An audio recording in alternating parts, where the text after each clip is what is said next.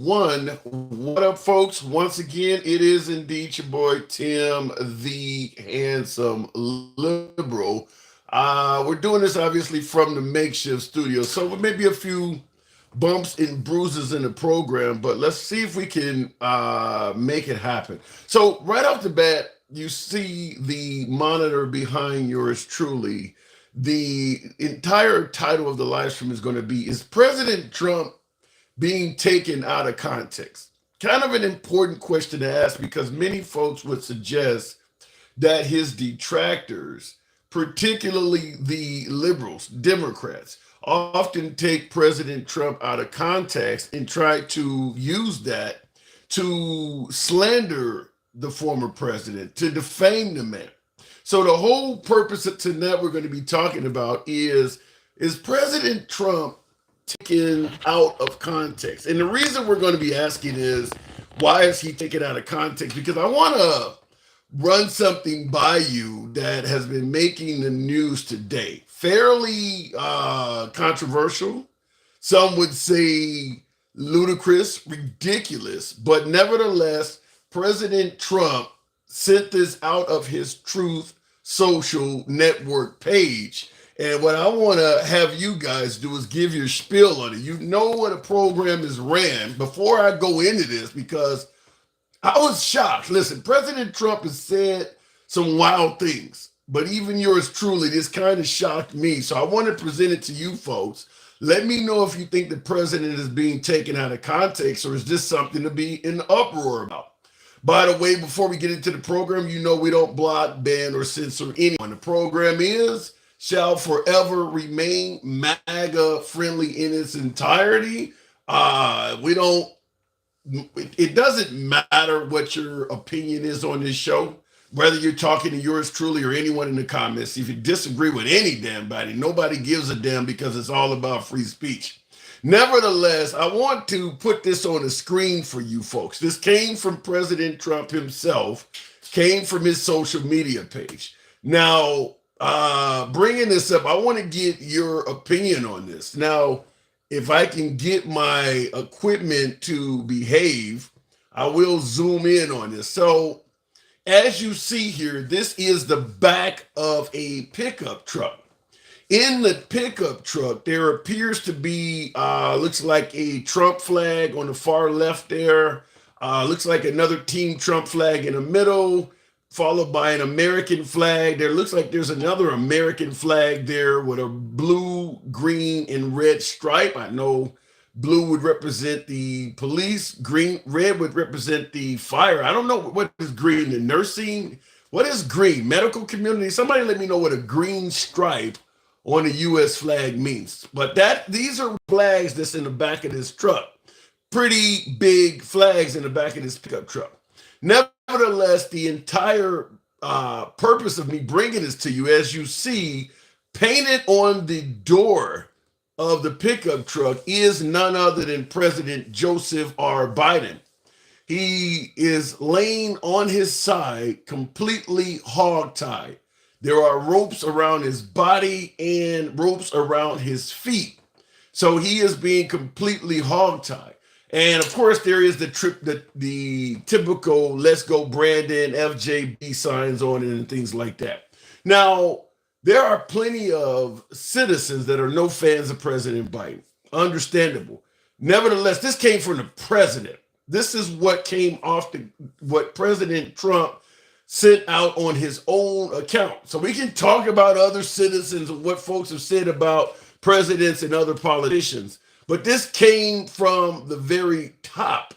So I want to get your opinion on this because many would suggest President Trump is often taken out of context. So I'm going to bring up a few callers. You know how the program runs. You know I don't block, ban, or censor anyone. So whatever opinion you have, damn it, that's your opinion, and you will be allowed to speak it in its entirety here. It's never been about trying to limit free speech here, and it never will be.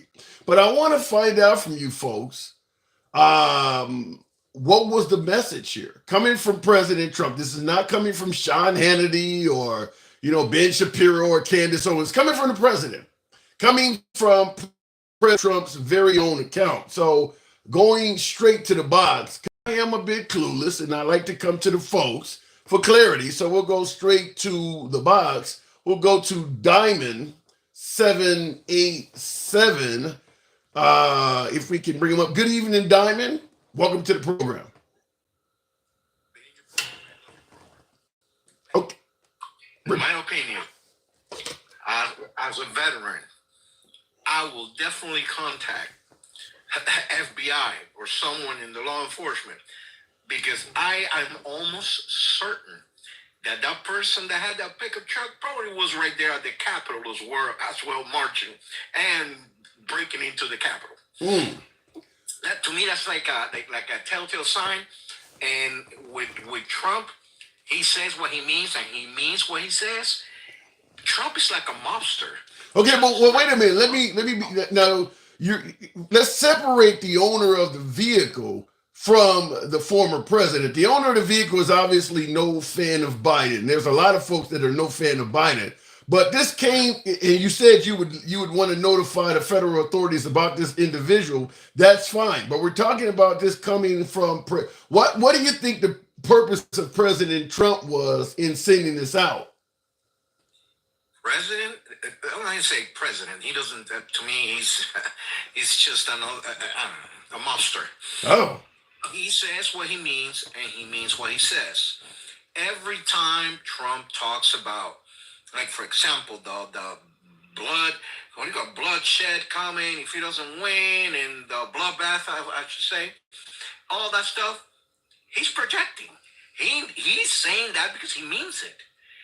He's no longer, people took him as a joke, not as a joke, but people took him as, oh, that's the way he talks. Oh, no, that's how Trump is. No, he is what we call a domestic terrorist. Wow. He's the number one domestic terrorist. So you do believe Trump is promoting violence. Now, the bloodbath comment, he and many of his supporters suggest that meant if you don't vote for him, the auto industry will experience a bloodbath. But you're suggesting that Trump himself is promoting violence. Oh, he's not just promoting; he's spreading the violence. Let me ask you this, and you're not my age. I think I'm a little older than you, but in the years that, in my case, I served under 4 presidents in the military. Okay. And in the 250 plus years that this country has been enacted, I haven't ever, since I have a reason to, know, never heard a president or anything like that even addressing himself like that.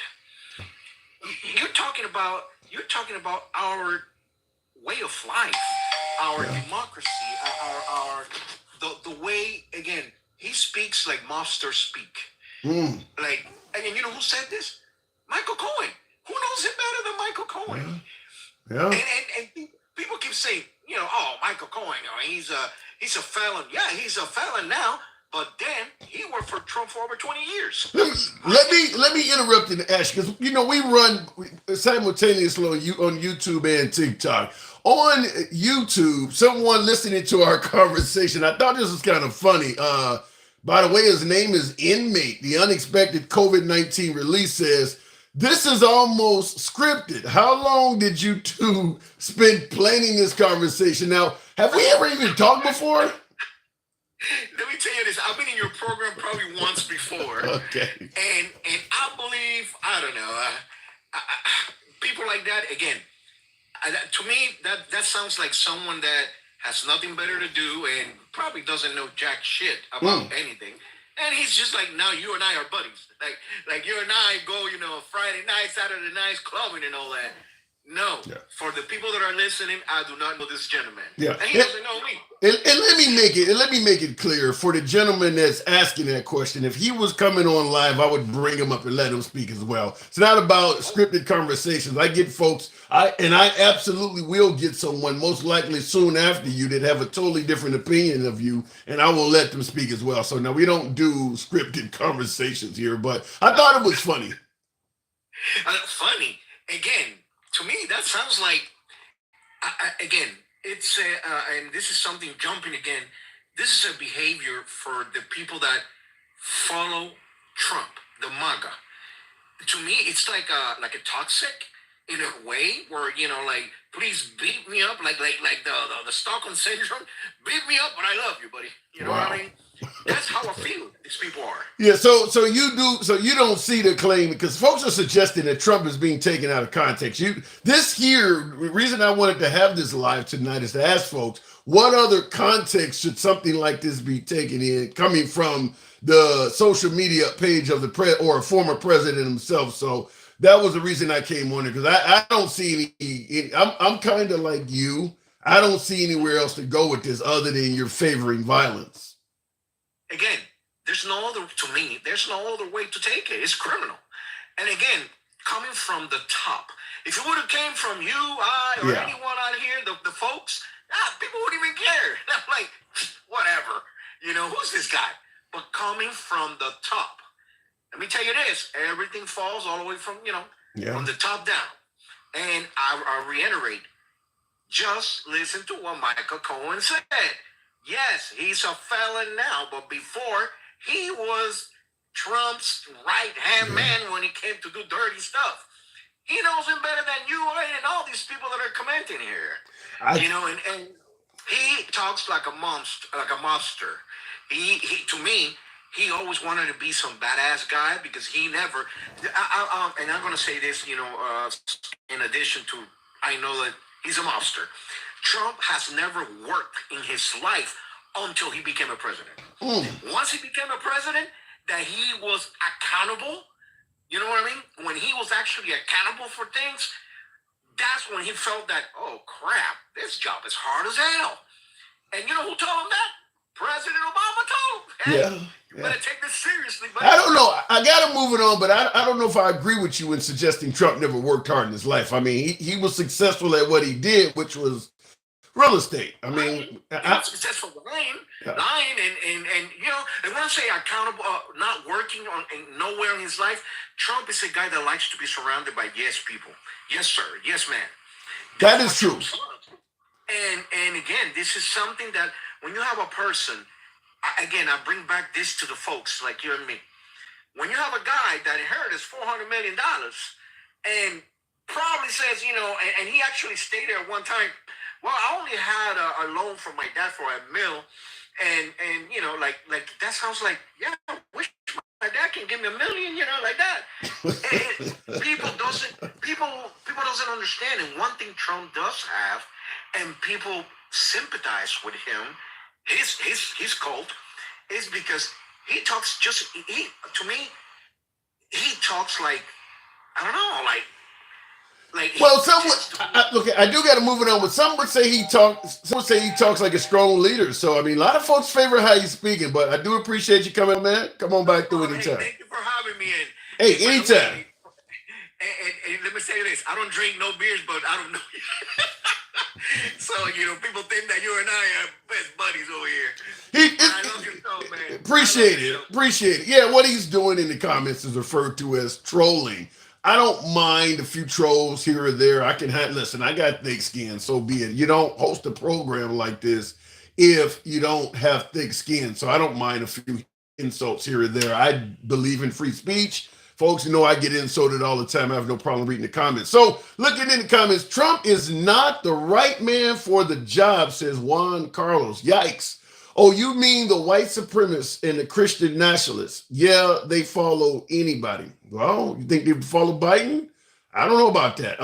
Looking in the comment section, by the way, tap the screen, just starting the program off. The whole purpose of the program, obviously with President Biden there looking like he's all tied up at the moment, is asking the question, if I can get my computer to act right, is President Trump constantly being taken out of context? This is what folks are saying, is that President Trump routinely gets taken out of context, and folks are using his words out of context to demonize him, using tweets, things coming from Trump. They're constantly trying to take it out of context just to defame and ruin the guy. So that's what we're going to be asking tonight. Now, looking in the comments, if a tweet of a picture that is just a joke scares you, then you need to grow up. I don't quite get that. So you're saying if a tweet of a picture that is just a joke scares you, then you need to grow up. So are you suggesting that if you were to, let's say you got an ex-wife that you had a bad breakup with, and you tweeted a picture of her tied up in the back of a pickup truck, you're suggesting that she shouldn't do anything but laugh at that? I mean, there's no reason to take anything other than comedy out of this. I don't know. Is this the typical joke we normally hear at the presidential level? They joke about tying each other up and throwing each other in the back of pickup trucks. Am I missing some of the comedy here? Looking in the comments. It's funny when he does this every time. It's a joke, says B. Osco. Okay, I don't know. I haven't heard a lot of folks laughing about it though. I'd have to see. Now I haven't tuned in to Fox, Newsmax, or OAN. I'd be curious to see if the on-air personalities are playing the video and laughing at it. I have to see.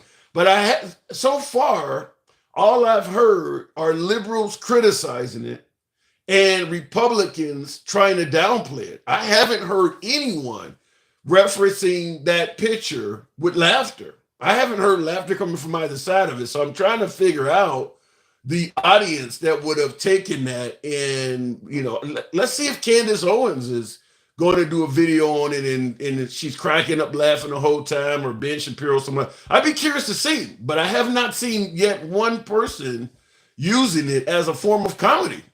They've either been downplaying and saying it's not that bad, or saying it's awful, like my last guest, and suggesting the guy is a monster. But in terms of somebody saying it's comedy, I haven't heard that. Furback, good afternoon. Welcome to the program. Hey, how you doing? I'm doing good. So you saw the picture on screen. What say you? Tim, we kind of disagree with this, and I've been on this for months. I'm pretty fair, even with people I don't like. It's kind of like a good and bad thing that goes with me. But this man is dangerous, man. I mean, coming from a presidential nominee, former president, attacking a president, I call it an attack in that way. People saying it's a joke. This new time we're in, you put LOL behind it, and it's a joke. Fuck you, Tim, LOL. I mean, that was funny though. Yeah, but you know what I mean, man. I mean, come on, man. That joke's like it's getting out of hand. Yeah. That is wrong. I would call Joe on the same shit if he even pulled that shit. Yeah. If Joe even attempted something like that, man, he might lose my vote. Yeah. That's how disgusting I really think that is. And me and you are from a community. I'm sure you walk in a Jewel's or a store and you're like, that kid need his ass whooped. He ain't never had his ass whooped. And I say that to say that his supporters, the GOP, everybody that backs this man, they give him the fervor to just keep pushing the limit. Yeah. Well, you refer to it as push to the limit, but I want to run this by you. And Corey Johnson on YouTube, thank you for the super chat that started out right. Thank you, Corey. Says, he said I'm just saying it's not that serious when I say it's a joke. So he's not saying this in reference to comedy, but what he is saying is this is not that serious how people are making it out to be. Do you think people are maybe overstating the validity or the issue with this? Okay, I'm willing to have that conversation. So how serious is it then? 5, 6 on a scale of 10. I mean, how serious is it? It's serious enough that it's coming from a former president. And I say all of this, and I'm getting a little ticked about it because this is just days, if not hours, of after him threatening to sitting judge daughter. Yeah. Now I will say this. Many of you folks, and I've seen a couple folks even use this as a reference or as a deflection. Comedian Kathy Griffin, several years ago when Trump was in office, actually had a head of Trump, made a dummy head of, like his head had been severed, and MAGA went crazy about that. It was full on cancel culture, demanding that she be held accountable. She stated that her career still hasn't recovered. Took a huge pause. The CIA came to her home and they interviewed her. She was taken off of the fly list, so she couldn't get on aircraft for a while. All of her content, her bookings were all canceled. She paid a huge price for that severed Trump head. So folks bring it up. Well, you didn't say no when Kathy Griffin. Yeah, Kathy Griffin paid a price for that. This is a picture of the current president being bound, not, oh, I won't say gagged, but being bound, being literally hogtied in the back of a vehicle. Now, it's bad enough if a comedian like Kathy Griffin put something like that out here, because this is just an average citizen doing that. But to have the actual commander in chief, former commander in chief, send this out of his own personal account, I mean, are we overstating this or something, Furbeck? Why do people view this so differently than us? I mean, I left the live earlier, and you might even use this. I don't know if you're familiar with Mr. HVAC, but I blatantly asked him, if it's not a cult, can you be MAGA and not support Trump? No. No, you can't. So it sounds like a cult. Sounds like a cult to me. So I say all that to say that is your answer. I mean, I really don't like throwing any label around like that because I think it holds a lot of weight. Well, but you can't be anti. Wait, hold on. You said because you can't be MAGA without supporting Trump. It means you're a cult. I could say you can't be a member of the NRA without being in favor of the Second Amendment. That doesn't make NRA members a cult members, do it? Well, if the NRA member that's a member and you're a member, if he comes up and slap your wife on the ass and grab her by her pee, I'm sure you have an issue with that code. All right, okay. All right. I think you cleared that up pretty good. Okay. All right. Okay, so I say all that to say that, man, it's dangerous, man. And I started our conversation because where we disagree was, I've been saying for a while, this man is not doing himself any favors, not just with the people that don't support him, but the court of law. He's really fucking around and gonna find out what jail feels like.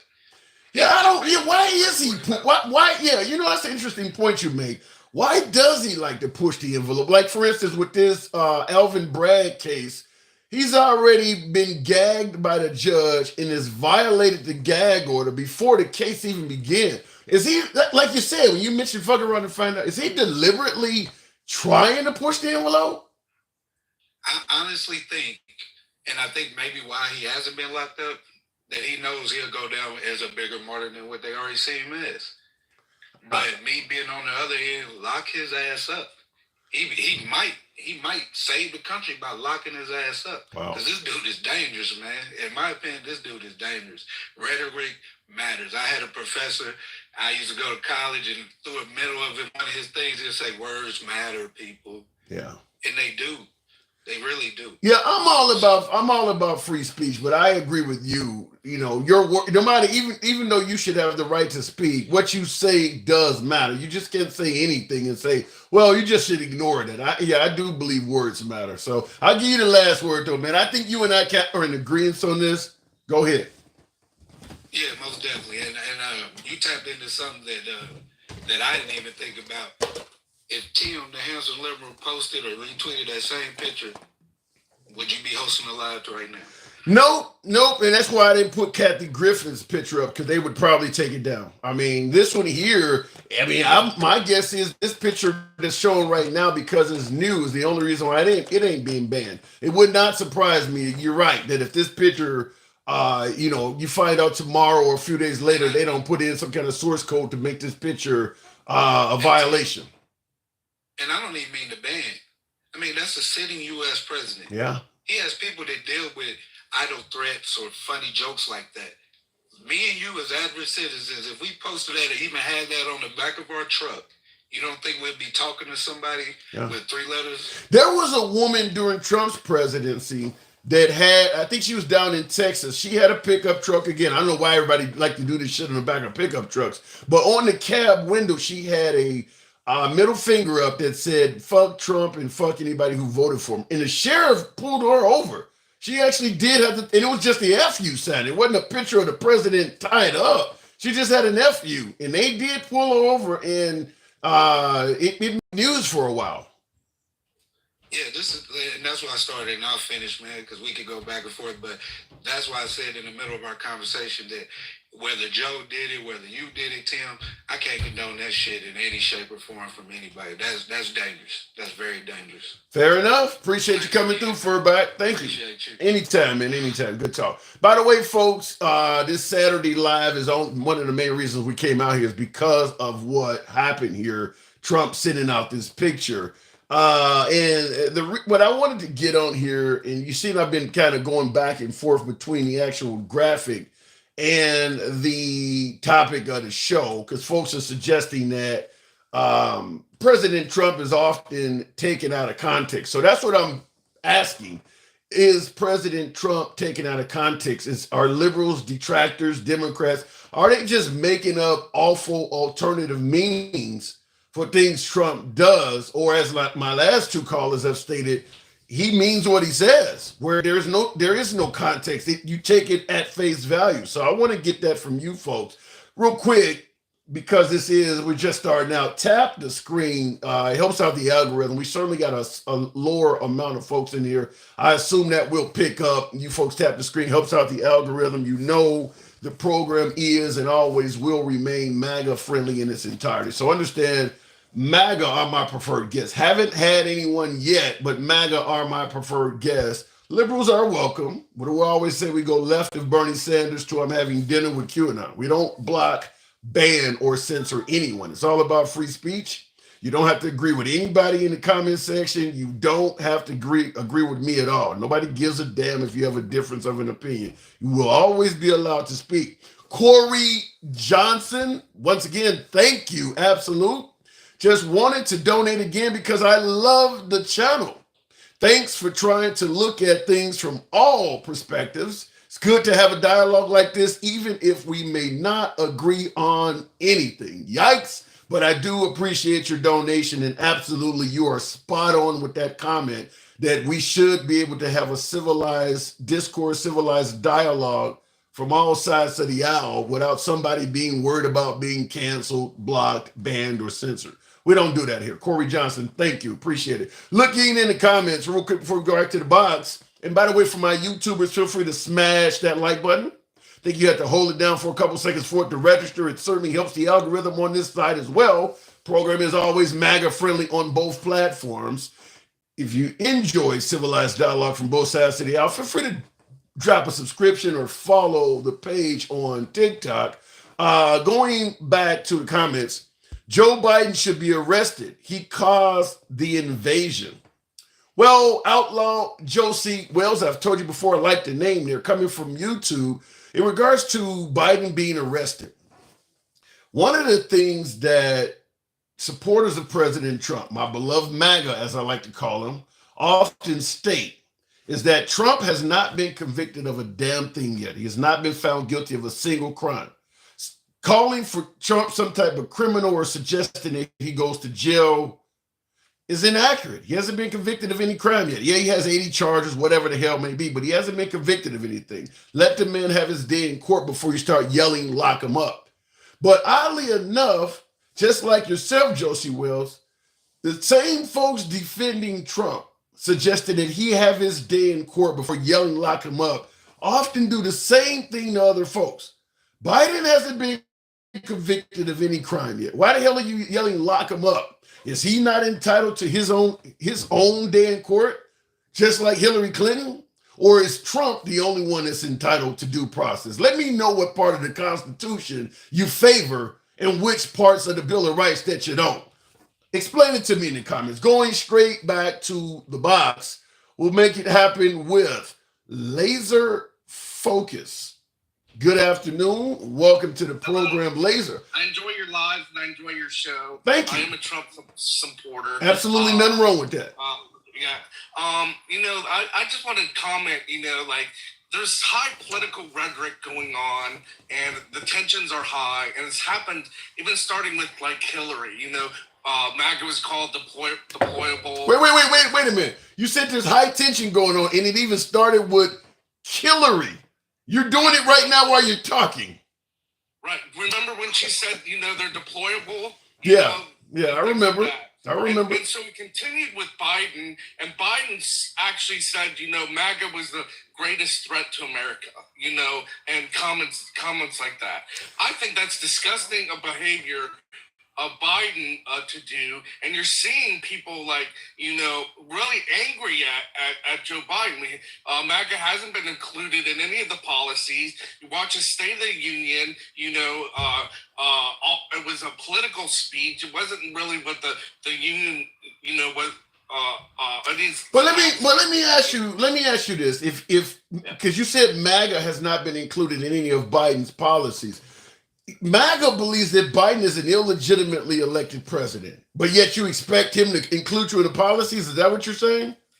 Well, here's what he said he was going to do. I'm going to unite, America, and I'm going to do all this. And of course he doesn't. He also said he was going to only run for one term. But do you now, in regards to your statement that Biden promised to unite everybody? I want you to give me an honest answer here. You can say whatever you want. I don't block, ban, or censor you. But when Biden stated that he's going to try to unite everybody, restore the soul of this nation, or whatever phrase he used, if MAGA believed that he stole the election from Trump and he's an illegitimate president, in your humble opinion, do you think there was any way at all he could unite MAGA? No, in fact, I think he wasn't even truthful that, what he was talking about. I've never really heard, Biden, to me, is a serial liar. He'll say anything to, maintain power, to keep power. He's done that ever since he was a junior senator and things like that. And there's numerous lies, but and plagiarism and his career to back that up, that he just will try to take any event and make it about himself. He also shows no empathy, when he talked to Lincoln Riley's family or the fallen in Afghanistan, he made that about him and Beau Biden and everything else. He didn't even remember Lincoln Riley's name and things like that. He has an inability to show any empathy that was shown to him. When he lost his wife and daughter in the accident, Nixon called him. Nixon didn't get his name wrong. Nixon didn't make it about, well, I lost this person in my life and things like that. He expressed empathy in the most elegant way. None of these families want even Joe Biden around. They didn't even want him at the fallen police officer's funeral now because he just can't show empathy. Okay, so I get your spiel on Biden, and I don't listen. There's a hell of a lot of reasons, not in my opinion, not to like both Trump and Biden. But in regards to the title of the program itself, do you think Trump is being taken out of context? Now, you pointed out that it started with Hillary, but I don't know if you realize it or not, but Trump, with all of this Barack Obama born in Kenya stuff, do you not see him causing any problems there with that? I mean, Trump does push the limits. I was at the Trump rally when he ran against Hillary and seeing the, lock her up and things like that. I think, he was appealing to his base supporters who were angry over But does his base of supporters, now I get that they're angry with Hillary Clinton and they believe she's a criminal, but are they anti-Constitution? I mean, they do know, regardless of what you think Hillary Clinton did, she is entitled to due process. You can't just lock somebody up without a day in court. Are they anti-Constitution? No, but see, there's this thing. They're starting to see a double tiered system. Where there's no grace in it for Trump. Trump. If he jaywalks, he's gonna get charged with jaywalking and things like that. And then if any other president jaywalks, oh well, it's okay. He has mental defects. Why do you think you believe that they're not giving Trump any daylight, as you said, no grace even if he jaywalks, they're all over. Why do you think they're treating him so differently?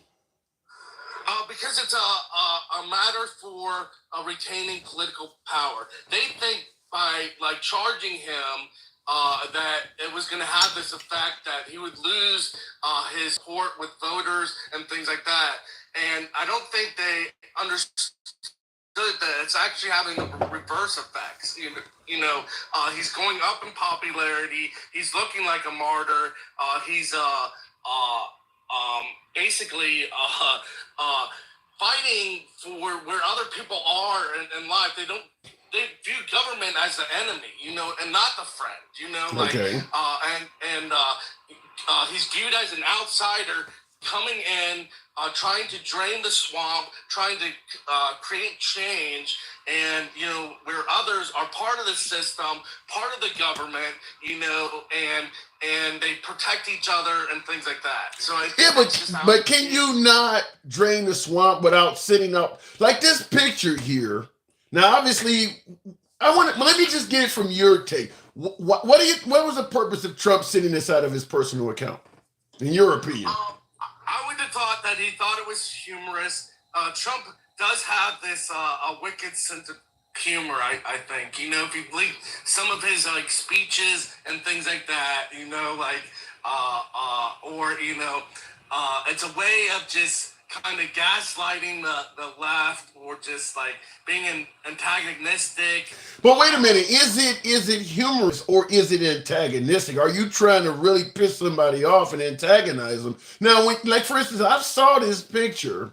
I haven't, as I mentioned earlier, I haven't tuned into Fox News or any of the right wing outlets. But are you suggesting that on the right wing networks, people are putting this up and laughing at it? I mean, do you see Sean Hannity cracking up laughing with this on at 9 o'clock? Who's laughing at this? I think the news tries to make things like professional and things like that. I think it's a social media aspect of it, that that going viral and having that image take place. But it's hard to say. I'm not sure if I find it humorous or not myself. It's just. Let me ask you this question. Let me ask you this question. If let's say somebody like LeBron James or Beyonce or somebody put this same picture up, but it was Trump on his side in the back of a trunk tied up, would you find comedy in that? Oh no, and it's just, you mentioned the Kathy Griffin. I didn't find that funny, So why did So in that, you make a good point, because you're right. Nobody on the right found Kathy Griffith holding the severed head of Trump up as a joke, and I don't think anybody on the left found it humorous either. You had folks on The View, the ladies on The View, all of them folks are criticizing her for that. Why are so many folks on the right suggesting that this is somehow a joke? Yeah, I don't know that. One is, it's different, images being hog-tied in the back of a pickup truck, or having your head severed and held up, is actually two different things. How? I mean, you put an old man with dementia up here, like you guys say, he's an old man with dementia that doesn't know where he's at. How long do you got to keep him in the back of a pickup truck hog-tied before he perishes? Right. I don't know. See, here's the thing. I don't know about the dementia, because I don't know if Biden's having a case of dementia, or if he's actually just flat out lying. Here's a couple things I know about Joe Biden. One, he graduated from Syracuse, and he graduated the 76th out of 85 in his class. And then he was so embarrassed about that, when he ran in 87, he actually told people, I graduated in the top half of my class. And then he said, I was on scholarship, like implying that he had an academic scholarship. He actually got a needs-based scholarship, but implied to other people that he had to earn this academic scholarship. Then you have the fact that he told people he got multiple degrees when he had one degree, And lastly, there's been a study on Joe Biden's IQ, and it's about 115 is what the study says, which is about average. But for president, it's actually the lowest IQ of any president in history. Yeah, but I do gotta push back. Now, you suggested that Biden said his grades were higher than they were, and his SAT scores and things like that. I mean, do you believe Trump inflates anything about himself to make himself look bigger and better? Right, I think he inflated finances and things of that. So they all do it. Right. Okay. You want to tell the best about yourself and things like that. No, we're not. No, we're not talking about the best. We're talking about lies. You're saying that what Biden did was a lie. When Trump said he's worth $15 billion, we're talking about lies. We're not talking. Even Trump, if what he claims was locker room talk, that means he was telling a lie. I mean, we're not talking about exaggerating, make yourself sound better. We're talking about just lying about stuff. But see, there's a spin to that because he was, and that locker room talk, he was talking about celebrities and lifestyles and things like that. So You believe that? You believe that was just locker room talk? I believe I've listened to the whole audio, and what I've seen is the left play edited clips of it, and then I've seen the entire audio, and they're not the same thing. So one's trying to like emphasize that he grab him by the whatever, but the predecessor statement before that was he was talking about celebrities and the Hollywood culture and things like that. So he was having locker room talk about this stuff, and none of it applied to him. He was just in the locker room talking about sexual acts of other people, but not himself. I don't know. I mean, to be honest, I have sympathy for it because I was in the United States Army, and I've seen that talk take place, and when guys got together and diffusing and things like that. But is that common for two dudes to go in the locker room and talk about sex acts of other people? I mean, when I go in the locker room with you and brag on what somebody else did in Hollywood? Yeah, I don't know. I wouldn't, it's talk, but like. Is that what Trump is known for? Is bragging on what other people can do? Well, okay, so here's another element of like Trump, so there's a talent for what's called talent management. You surrounding yourself with people that know like what they're doing and especially in the presidency and things like that. When I was in the Army, they did the same thing. It's talent management. Do you believe Trump is good at talent management? You mentioned surrounding yourself as president. Do you think he surrounded himself with talented people? Show about it. Huh? His apprentice show was about. I'm talking about his presidency. Whether we're talking about Ambassador Bolton, Mike Pence, Attorney General Barr, do you think Trump is good at surrounding himself with the best and brightest in talent management? I think he has a challenge in doing it because he wants to bring outsiders in, but you have insiders already in there. So you have a mix of outsiders and insiders that frustrate him when he wants to make big strategic changes in our government and what they want to do, and they just become like these half-ass measures because they just the right people aren't in the right place or things like that. Or they don't want to change the system, or you have like a whole like when he had like a Democratic Congress and things like that. One of them issue you can bring out is border control. It's obvious the border needs changes. You need changes in asylum policies. You need more border patrol agents. You need license plate readers. You potentially need a wall and things like that. And when you're just obstructed, where hey, we're gonna just start with the wall. Well, no, we're gonna not fund it. We're gonna steamroll you and things like that. And then we're not gonna make the other necessary changes either. So allow all these people to come in and don't do any asylum. Well, I do have to move it on, but I'll tell you this: when it comes to people putting their resistance and steamrolling you, tweeting out pictures like this is not going to get you a lot of help when you get back in office. But I do got to move on, Laser. Appreciate you coming in. Yeah. Good talk. Take care. Anytime. So what we're asking today, folks, straight off the bat is President Trump taken out of context? Now, before we get into, and I'll continue on in a second, but you all know, right before this comment, it was the bloodbath comment. And folks were suggesting, hey, listen, he's been taken out of context on that. He was talking about the auto industry. And oddly enough, as recent as the bloodbath comment is, compared to what I just have on the screen here, which just happened, I think, yesterday, there's another controversial comment from Trump in between those two.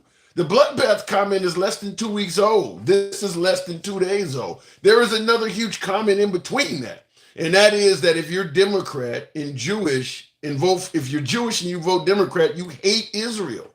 You hate your religion. That is another Trump. So we're trying to find out, is this man taken out of context, or is he just genuinely saying some horrible shit? One way or another. Now, I will go back to the box, but before I do, I want you to hear a quick clip. Once again, this is indeed uh, the former commander in chief. Because folks are suggesting that he somehow is promoting violence and all of this stuff. Bye-bye. Look, see, he's smiling. See, he's having a good time. I love the old days, you know? You know what I hate? There's a guy totally disruptive, throwing punches. We're not allowed to punch back anymore. I love the old days. You know what they used to do to guys like that when they were in a place like this? They'd be carried out on a stretcher, folks.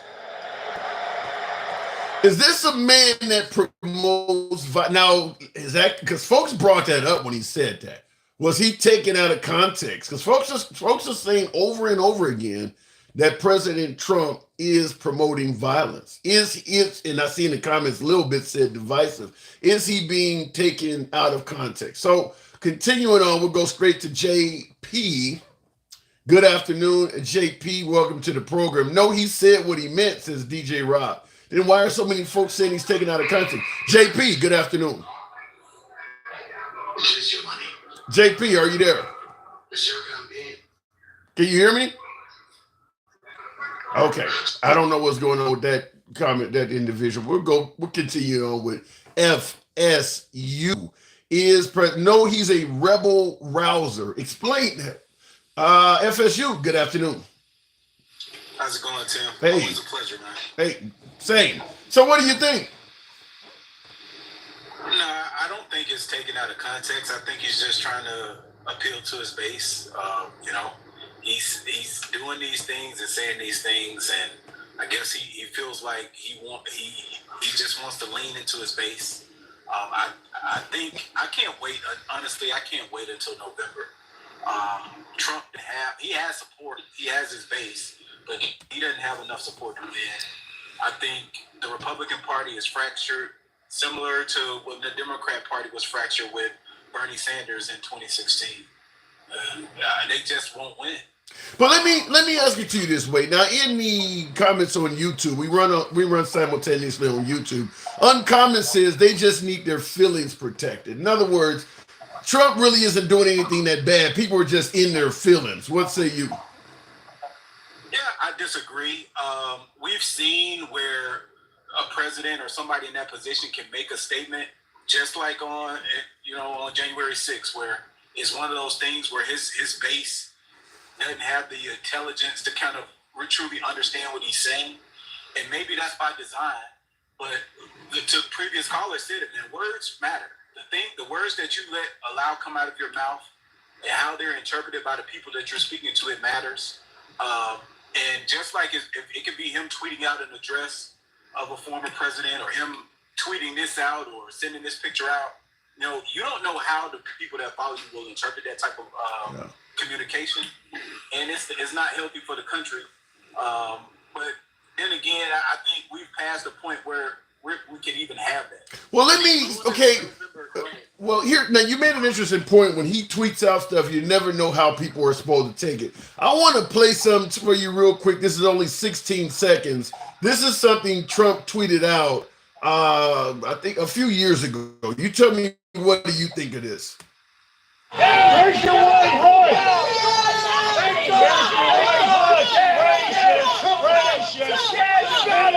White power! There you go, white power. You hear that? How do you take that? He said, did you hear what that guy was saying? Yeah, I heard it.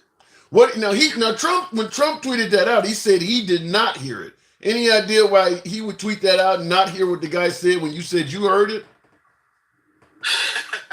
Look, Tim, honestly, man, this is where I stand on it. I think these are dog whistles, obviously. These are the things that he does again.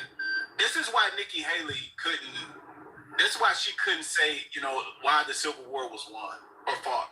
Because there's a segment of the Republican Party that, they want the country in the past. They're not for progressive and they're not for change.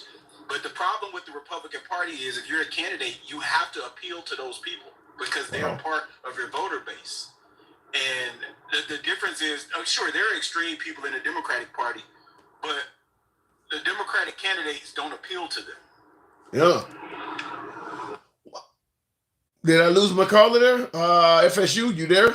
I think my caller got a call. Okay, fair enough. We'll move it on. Looking in the comments, take Trump behind a woodshed. If someone said Black Power would be okay right now. Now, I believe Biden said something of that nature. Take Trump behind the bleachers or something like that. Here's the issue I have, though, is that you notice that because I think Robert De Niro has said some things about being violent with President Trump as well. Here's the issue I have, though, is when these things are said about President Trump, many on the right find them to be repulsive. But then when Trump does the same thing, they suddenly turn into jokes. That's where I'm kind of baffled at is if you believe criticizing the president is wrong, then criticizing the president should be wrong. It shouldn't turn into a joke when Trump is saying. And by the way, I don't think any of this stuff is humorous. I don't see how anybody can look at this stuff and bust out in laughter. I mean, tying anybody up in the back of a pickup truck, hog tying any human being should be viewed as wrong. I don't see the comedy in it. I just don't. It's sick, for lack of a better term, and I wouldn't favor it if it was done to Trump. I would be no more amused by doing this to Trump. But what I want to ask you folks is, considering that the driver of this truck not only features the president tied up, it has an American flag in the back of it. Now, Colin Kaepernick taking a knee during the anthem was disrespectful to the flag. If you ask a hell of a lot of folks, disrespectful to the military, you name it. Tying up the president with the flag in the background, is that disrespectful to the flag at all? It ain't being retweeted or reposted on social media by the current candidate for president? How is this working? I don't understand how an athlete taking a knee during a football game is completely disrespectful to the country, but somehow this is comedy? I need someone to explain it to me. That's all I'm saying. I need someone to explain it to me. I am going to certainly plead ignorance here because I don't get this. Somebody's got to explain it to me. Black Wing Zero, good afternoon. Welcome to the program. Fancy Prancy, I agree with you. I don't know. I'm going to say this on camera. Handsome liberal. I got you. I'm really saying this. Go ahead. Can they physically admit they're in a cult? They have their own Bible now. Can they physically admit they're in a cult? If you look at past cult leaders, they had their own Bible. Now Trump has his own fucking Bible. Can y'all physically admit y'all in a damn cult? This is cult-like behavior. This is cult-like behavior right here.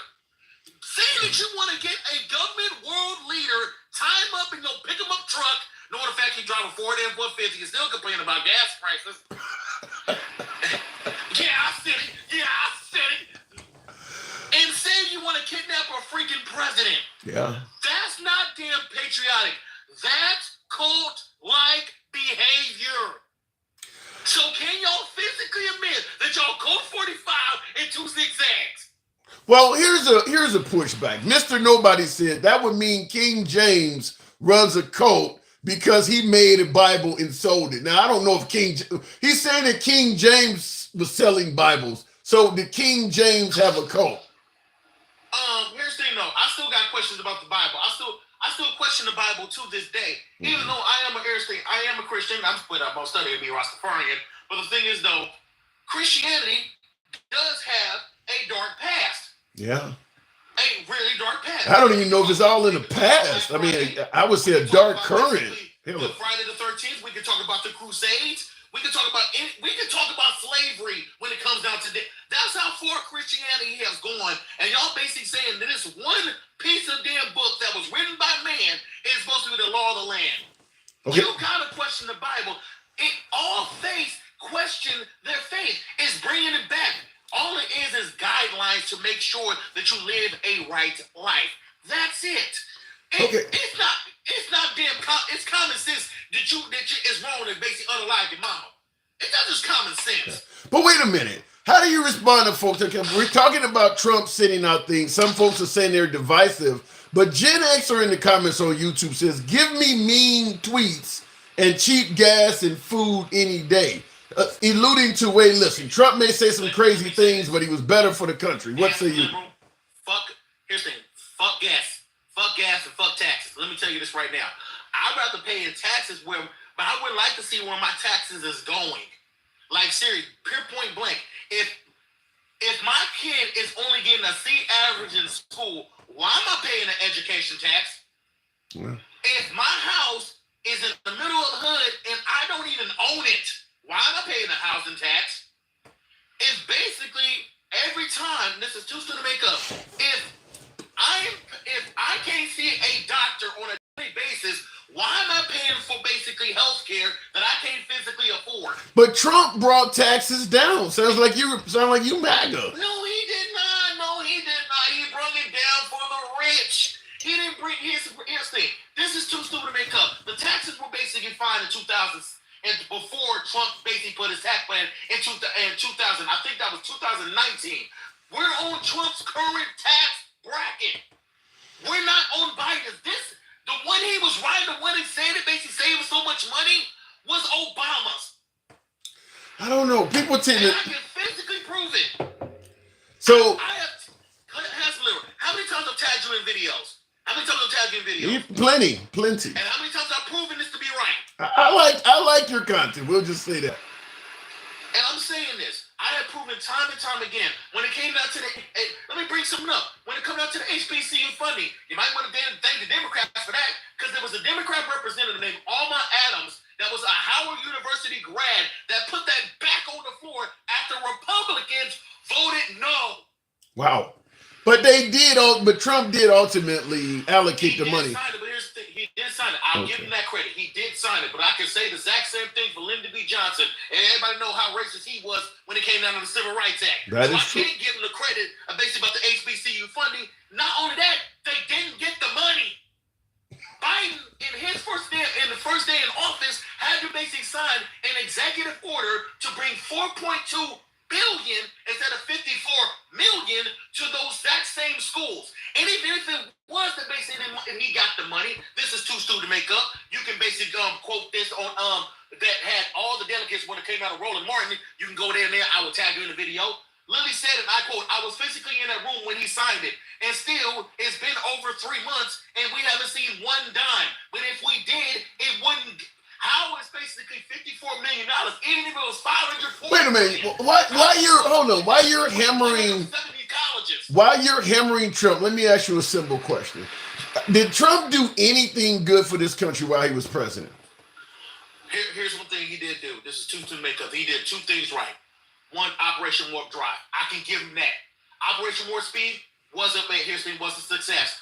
But look how many lives we lost because of that. The second thing was, this is too soon to make up. If it wasn't for Trump, y'all bastards is basically saying, that we're not racist, y'all wouldn't have came out the closet. So you're saying that Trump brought racists out the closet? Trump basically emboldened them. If I'm not mistaken, we didn't hear about Richard Spencer. We didn't hear about Jared Taylor. We didn't hear about basically Jason Kessler. We didn't hear all these names until Trump became president. We seen the speech. Hail Trump. Hail our people. Hail victory. What does that sound like? Well, to counter your statement on YouTube, Outlaw Josie Will says Trump has so many blacks working for him that this argument is bullshit. He's suggesting that Trump is a big-time black employer. So many blacks. When did we come to blacks? I just want to know that. We are black people. Point blank. This is too stupid. When we the blacks?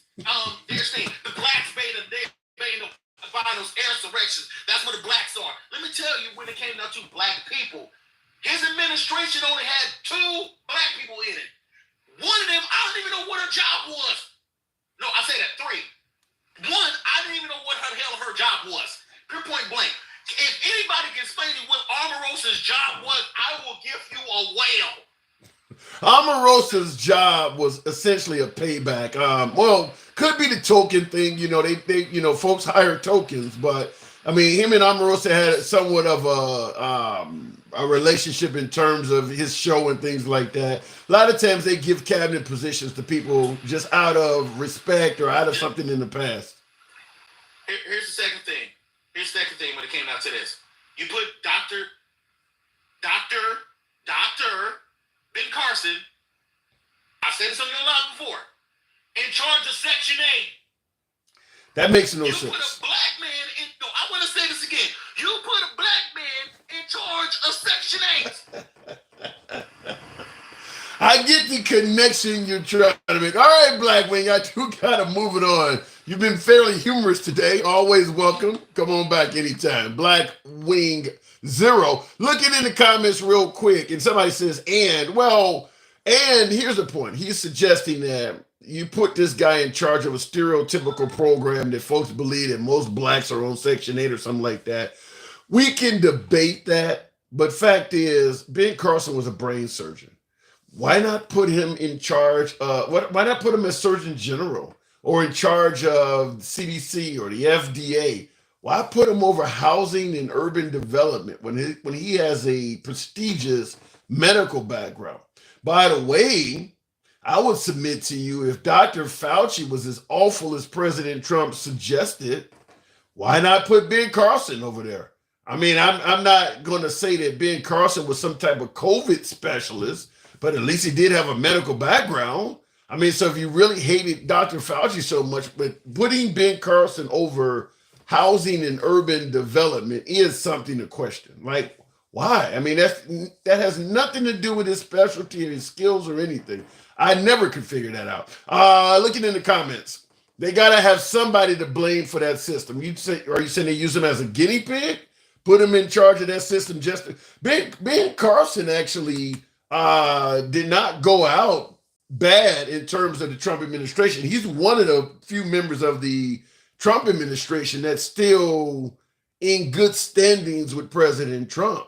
Most of the members of the Trump administration don't like Trump. In fact, I don't think there's anybody from his administration that is endorsing him as president. Is any of those guys, whether it's Spicer, Priebus, McCarthy, is anybody from the Trump administration endorsing him in 2024? I don't think any of them are they? Somebody said not many or not many or left just a few. I don't know of any of them that are public. Who else was it? Ambassador Bolton from that time. Yeah, I don't, Scaramucci. I don't know any of them. Hey, I'm a master mechanic. Put me in charge of emergency medical hospitals. Exactly. That's the point, is that Ben Carson had a specialty. Why give him housing and urban development? Logistics and work conflicts. He wanted that position for his own reasons, says Fancy Prancy. Well, yeah, I like to work at the Playboy Mansion. That doesn't mean you are qualified. I mean, you want it for your own reasons. That's not how it should work, is it? I mean, if you have an administration, shouldn't you put folks over areas of expertise? Not just randomly give somebody a position. I don't see how that works, where this guy don't spend his entire life in the medical community and then you stick him over housing and urban development. I don't understand that. And Fancy Prince said he wanted to work with the underprivileged. Do you realize how many folks you could work with that are underprivileged in the medical community? How many people who have diseases and illnesses that can't afford medical care?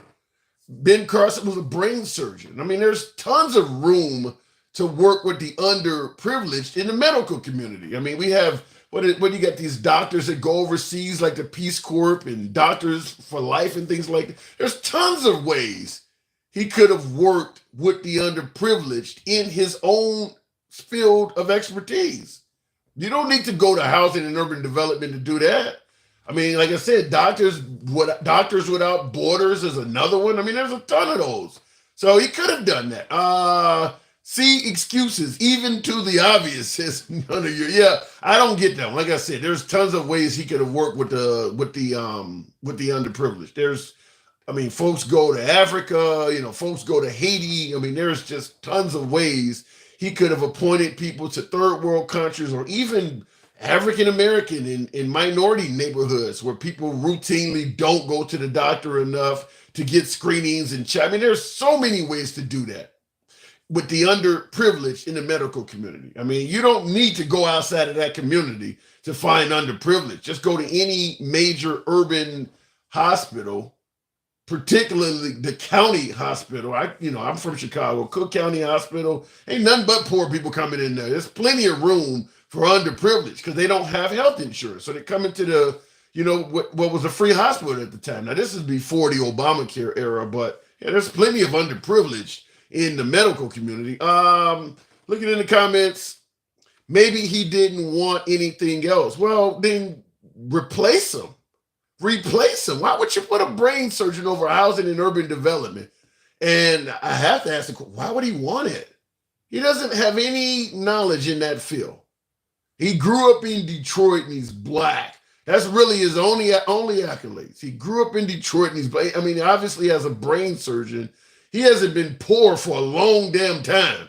So there is a host of folks that I don't get it. Like I said, I don't get it. I mean, I understand some of you folks are coming up with reasons why. Maybe you're right, but I don't get it. To me, that appointment makes no sense at all.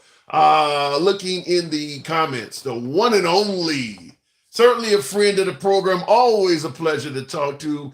Definitely MAGA, always welcome. Gen X, fuck around and find out. Good afternoon, Gen X. Hopefully the box brings him up. I would certainly like to talk to him. Gen X is a friend of the program. Welcome anytime. What's up? Before we get into our little twist, man, let me say happy Easter, brother. I hope you and your family, find a real nice Easter and enjoy your weekend, brother. Thank you very much. It is Easter. I'm always a fan of the snow bunnies. The Easter bunny. You know how that works. Absolutely. So, what do you think? Why is this man tweeting out pictures of the president hogtied? Why not? Who cares, man? It's a picture, bro. So it's a picture. It doesn't hurt my feelings at all. So if let's say you're married, you tweet out a picture of your wife hogtied, you're okay with that? Shit, I'll hogtie her myself. My ex-wife. What, are you kidding me? What if it's your child? Man, you don't know my kids. You don't know my kids, bro. Hey, I was no more offended when they had that picture of Trump with his head cut off. Everybody made such a big fucking deal out of it. And I'm telling all my constituents, look, you bitch and cry about that. So what? It's a picture. Big fucking deal. So that doesn't mean, it doesn't take away the merit that Trump was a goddamn good president. So what do you think the purpose of this is? What is he trying to say when he tweeted it out? It's just Trump being Trump, man. You got to understand, Donald Trump is a New Yorker. We have a very, very different presentation on life. We say shit the way we think it. We crack jokes that are inappropriate. If I see a fat lady fall and she's not hurt, I'm going to laugh. Most people turn their head. I'm going to bust out laughing if she's not hurt. If she's not hurt. So you said Trump is. Your shot go off. Okay, you said Trump is a New Yorker. He says what he's thinking. Was he thinking about hogtying the former president or the current president? I'm sorry, I missed that. What was that? You said Trump is a New Yorker and he says what he thinks. I'm asking, when he sent this out, was he thinking about hogtying President Biden? I don't know what his reasoning was. I mean, he saw a picture that was funny and he reposted it. You know, I live in Facebook jail for the memes I repost. I believe you. If you think this is okay, I believe that shit. I think it's funny, man. I don't take any offense to it. I think people are making way made more of a big deal out of it than what it is. It's not, and these guys are mellow. These guys are damn mellow. If you look throughout history, Andrew Jackson, Abraham Lincoln, Teddy Roosevelt, man, trash talking your political opponent is like an American tradition. This ain't trash talking. This ain't. Yeah, but this is not trash talking. This is an actual picture of him being criminally manhandled, so to speak. I mean, let me ask you this: was President Biden? And you notice I call him President Biden. When I was raised to respect our president, whether you like him or not. Do you think this right here is respecting the president? Was President Biden really hogtied and thrown in the back of a truck? Because if he was, that's a problem. Well, yeah, but do you think Trump tweeting this out is respecting the commander in chief? I don't think it's disrespecting the commander in chief. That's his political opponent, man. That's what they do. So what could he, if you can tweet out a picture of the guy literally being kidnapped in the back of a pickup truck, and that's not disrespect, what would be this? Is it impossible for Trump to disrespect him because he's his opponent? Does that mean there's no way to disrespect him at all? No, I didn't say that. Of course, you can cross the line, and maybe that's crossing the line. Maybe. It's not. Maybe. But my point is this. They've been doing it for decades. That's what they do, man. Why is it such a big deal now? Because it's coming from the president. It's coming from a guy running for president. I haven't seen nothing like this coming from a guy running for president. Well, you haven't been paying attention to history then, my friend, because you had a president literally flash the press about Vietnam talking about his political opponent. What? Showed his genitals. Here, I'll show it to you right now. I always come prepared when I talk to you, my friend. Okay, all right. Let me see what you got. Don't scare me, but let me see what you got. It wasn't Johnson. Ford said some fucked up shit too. I don't know. I even if you are able to present something in this day and age, I don't know. I think that when folks are constantly accusing Trump of promoting violence, why tweet out something like this that's just going to give them more ammunition? Does he want to be accused of that? Okay, well, Andrew Jackson said that his only two regrets is that I have not shot Henry Clay or hanged John Calhoun. That's against his political opponents. That's violent, no? Yeah, but you got to go. I mean, you got to go all the way back to the era of slavery to come up with an example. It doesn't matter when I go back. See, you're moving the goalpost. My point is that it's been done throughout history. That's just what it's trash talking, bro. Is there a such thing as evolution? Maybe it was done in history, but we don't do that anymore. Apparently they do. No, apparently Trump does. I don't think anybody. There's a reason why you're going all the way back to Andrew Jackson. Nobody in modern times is doing this.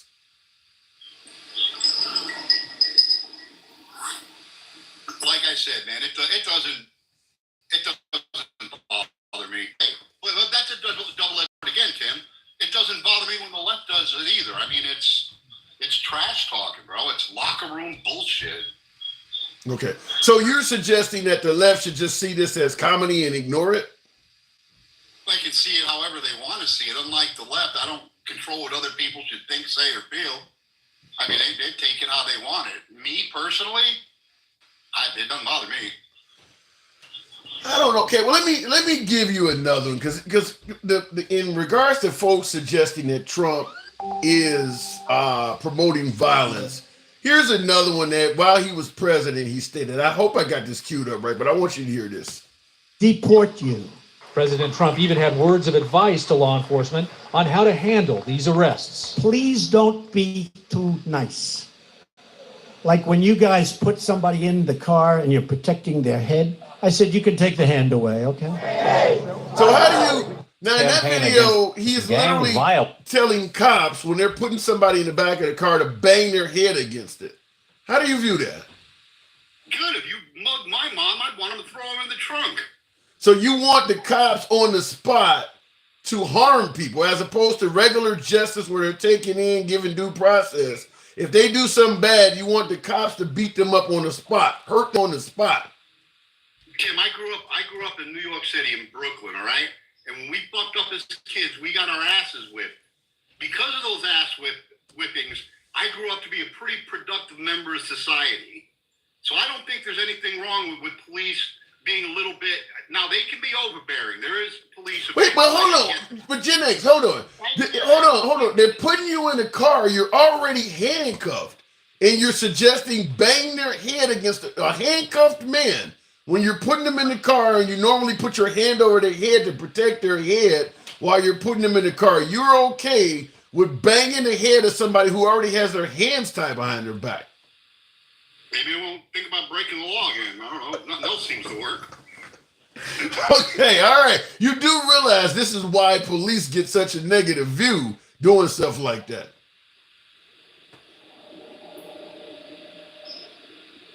Yeah, I think it's that. I don't know, man. Being raised on hose water and neglect, I just got a different outlook on life. Wait. You said being raised on what? Hose water and neglect. Gen X, baby. All right, I got to move it on. I definitely was raised on drinking out of the water hose myself. I don't know about the neglect part, but appreciate you coming on, Gen X. Always a pleasure, man. Happy Easter to you, everybody in the chat, YouTube, TikTok. Happy Easter, people. Be safe, much love, and God bless. Now, real quick before I let you go, you are the man that believes the country would be better off if women were not allowed to vote, right? 100%. Why do you say that? I meant to ask you that. Well, because a lot of people think that women got their voting rights in the 50s and 60s. The women got their voting rights in the 1920s. It's Amendment 19. Yeah. All right? And ever since, it took about 70 years for them to throw the vote off. Men are supposed to make these decisions. Men are supposed to call the shots, and men are supposed to put our government in place. Why? Because men reason with logic and not feelings and emotion. So when what? When you allow women, let me finish. When you allow women to vote, all these men have an extra vote, and you throw the fucking numbers off. You skew the numbers. So what is the job, if men are supposed to make all these decisions, what is the job of women? What is the job of women? Yeah. It's the homemate, man, to hold the family unit together, to have kids, to cook, to clean, to support her man. So have you ever heard of the term barefoot and pregnant? Is that what you're promoting? Yeah, I'm all right with that. All right, Gen X. Yeah, all right, man. Appreciate it. Happy Easter to you. Talk to you soon. All right, brother. All right, you too. Wow. Okay, looking in the comments, I see someone stated sounds like property. And you asked also the question, is he married? I think he mentioned his ex-wife, so we'll go with that. So no, I don't know. I'd have to ask him that. But continuing the program on, I'm just playing, of course, women should vote, says Eric on YouTube. So apparently somebody else joked about women not voting as well. I understand, folks. I'm talking to my beloved MAGA. You know, I don't block men or censor anyone, but understand when the liberals start accusing you of trying to set women back to the 1950s, all of this, well, we were just joking about them not being able to vote or joking about them being in, barefoot and pregnant. Women aren't laughing at that stuff. You're joking about setting them back decades. Understand, they're not laughing at that. So when the liberals start talking about you're trying to take away the rights of women, understand it may not work in your favor. Looking in the comments, YouTube is lit. Okay, fair. Hopefully you're talking about the program. And by the way, speaking of that, if you enjoy civilized dialogue from both sides of the aisle without any concern of the host blocking, banning, or trying to censor you in any way, fashion, or form, you are in the right place. The program is, always shall remain, MAGA friendly. MAGA are my preferred guests. Nevertheless, liberals are welcome on the program. We go left of Bernie Sanders to I'm having dinner with QAnon. We do believe in free speech. So you don't have to agree with anybody in the comments or even the host. Nobody gives a damn. It's all about First Amendment free speech. Looking in the comments, that explains voting Democrat, says Shellshot. I don't quite get your statement. Feel free to elaborate on that. Anyone that sees the country the way it's going now and votes Democrat is a terrorist. Yikes. I don't. I guess I have a pushback of sorts.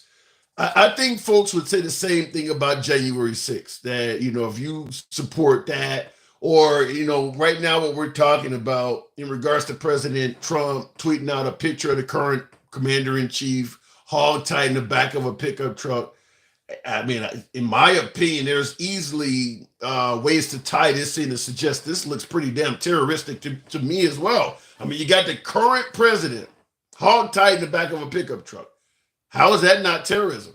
And continuing on, though, January 6th isn't what they say, says Lady Lucy.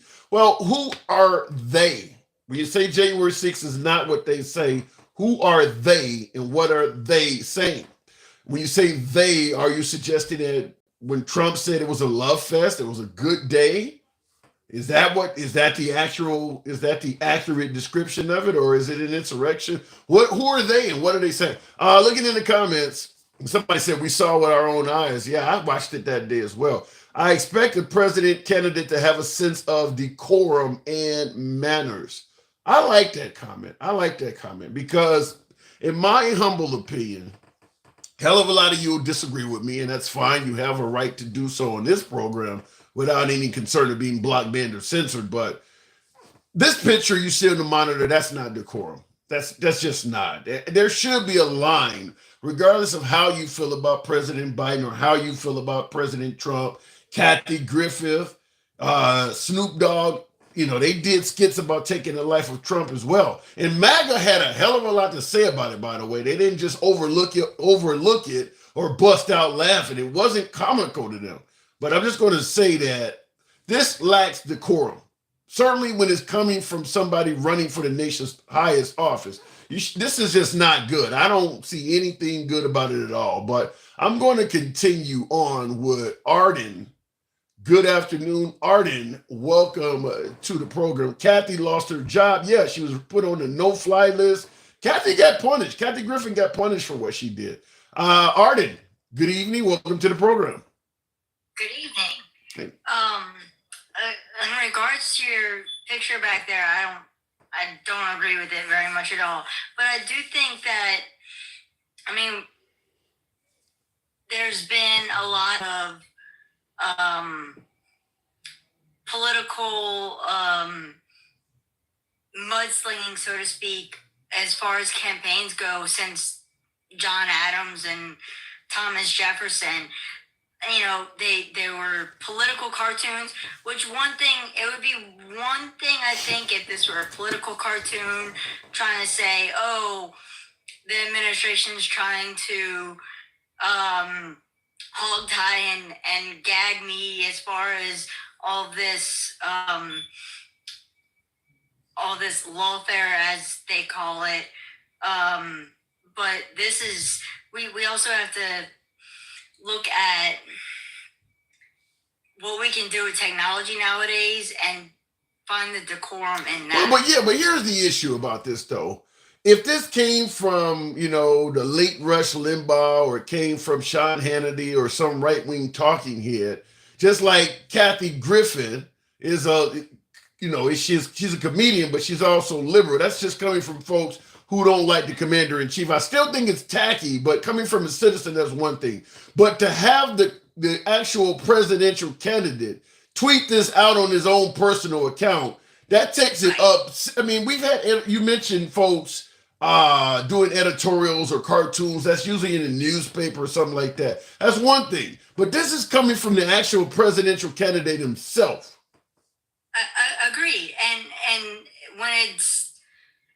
when he's got such an audience that is a little more prone to violence, I'm being nice, a little more prone to violence. I used to be much more conservative. Now I'm voting for Biden this year. I think he's the much better choice. So, but I used to be much more conservative. I know how you can. Let me interrupt and ask you real quick. Now, I see on your profile picture you have a flag there. Is that the LGBT flag, or what is Yes. that? Okay, so you're an ally. You're an ally of the community, or are you part of the community? I'm part of the community. Okay. I'm transgender. Okay. How do you now? Now you used to be conservative. How do you feel about conservatism and the LGBT or transgender in particular? Do you think the transgender community? Do you think there's a lot of conservatives in that community? I don't think there are that many. But then again, I live in a very conservative area. I live in Southeast Louisiana. It's not like Which side of the aisle? Which side of the aisle do you think, in regards to voting for your best interest as transgender, do you see maybe the conservatives being more of an ally of your community than the Liberal Party, or vice versa? No, I think definitely the conservative side of the party has definitely gone much more Christian nationalist, and that's just, to me, it's brainwashing. But that's my opinion. I can't speak for everybody else, but that's my opinion. Okay. So, but in terms of the Christian national, now you're saying they're going more towards the Christian nationalist aspect of it. Would that alone be enough to sway your vote from them? That alone would be, but I mean, that's not the only thing that swayed my vote to decide to go left. Vote for Biden. Did you now you mentioned you used to be conservative. Did you vote for Bush or any other conservatives in the past? I was not old enough to vote for Bush. Okay. My first election was 2012. So that would have been Mitt Romney. Yes, and I believe, I voted for Mitt Romney. But as far as 2016, I voted third party. I voted Gary Johnson for Libertarian. So it was still somewhat. I did not like Trump even then. Okay. So looking back on things, if you could go back, knowing that, I'm assuming you didn't like Hillary Clinton either, but knowing having the ability to, armchair quarterback or Monday morning quarterback and look in hindsight, if you could go back in time, would you still have picked Gary Johnson, knowing that Trump ultimately won, or would you have been willing to vote for Hillary Clinton? I think at that point I was voting with my conscience, and I also knew, being in a red state, that it wouldn't have made that much of a difference. What state are you in? I'm sorry? What state Louisiana. are you? Louisiana. Do you run into any issues being transgender in Louisiana? I haven't yet, other than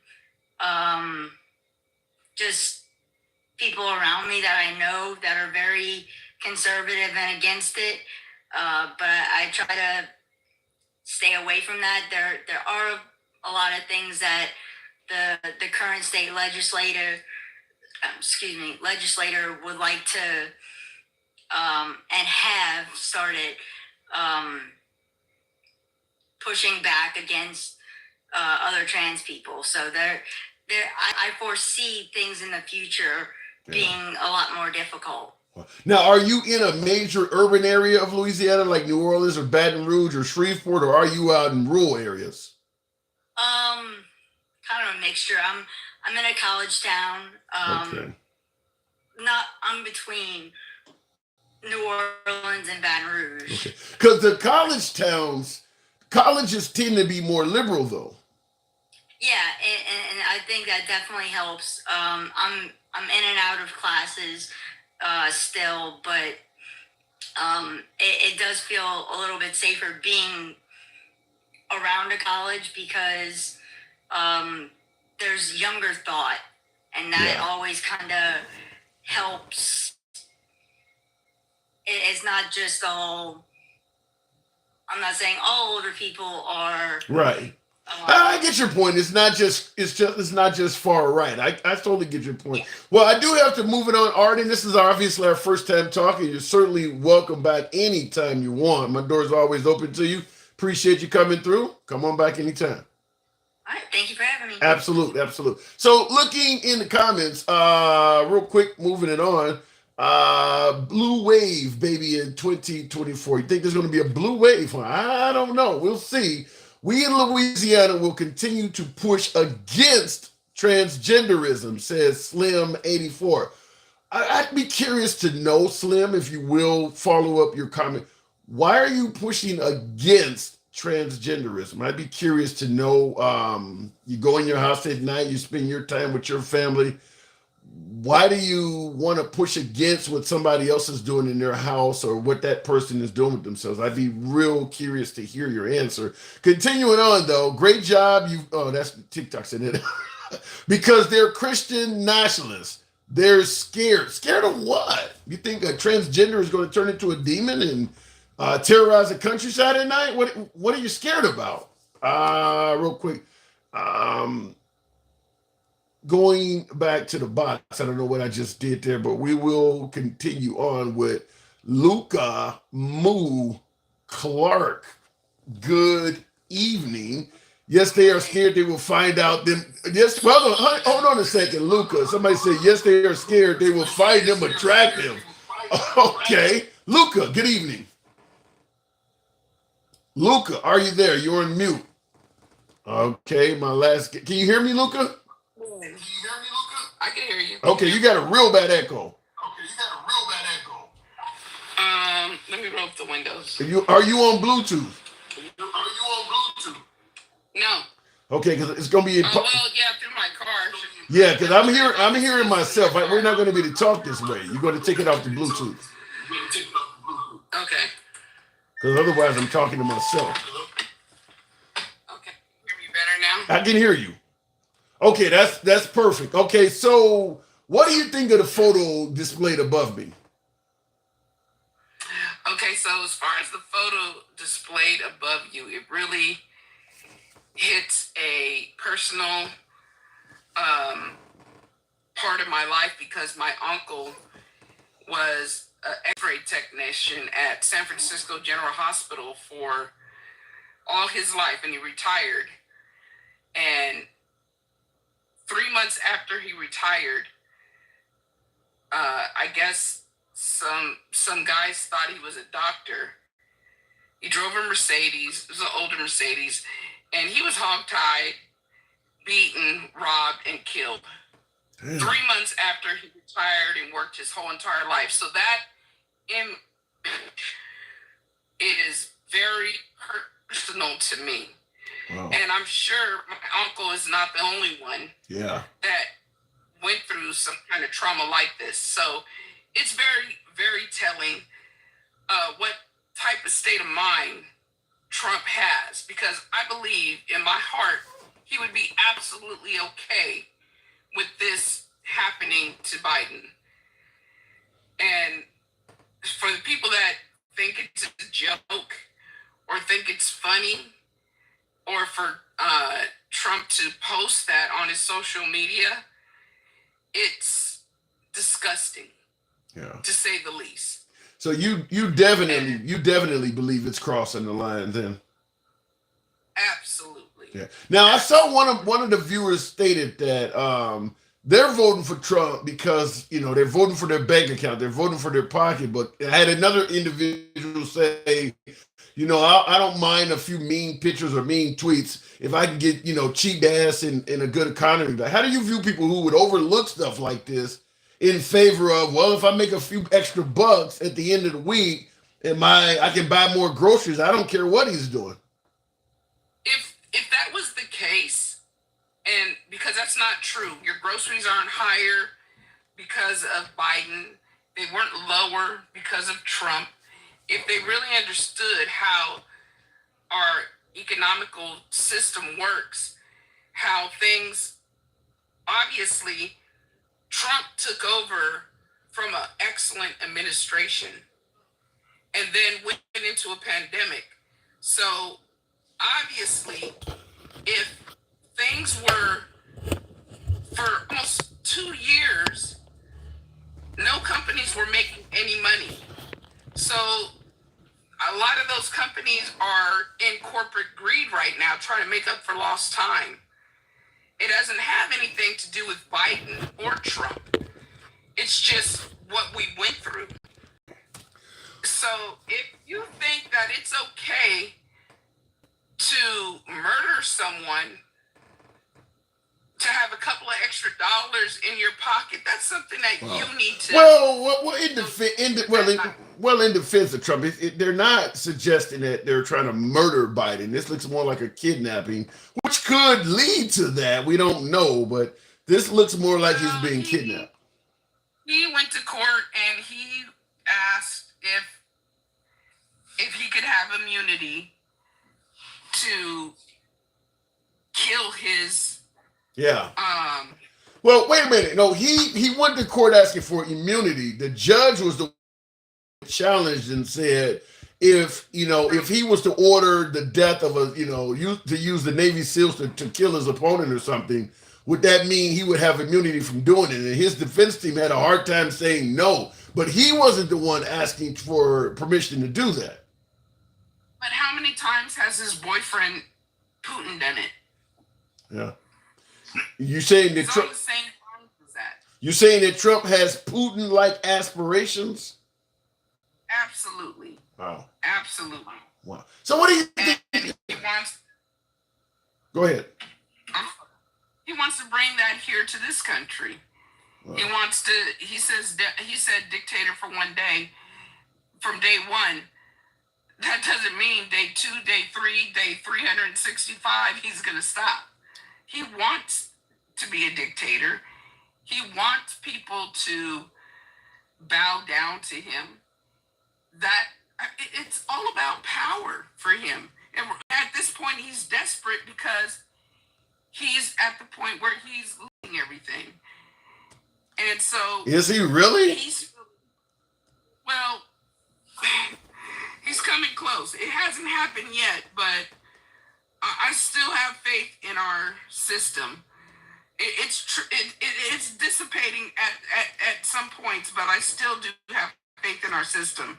But like everyone says, if the shoe was on the other foot and Obama did any of these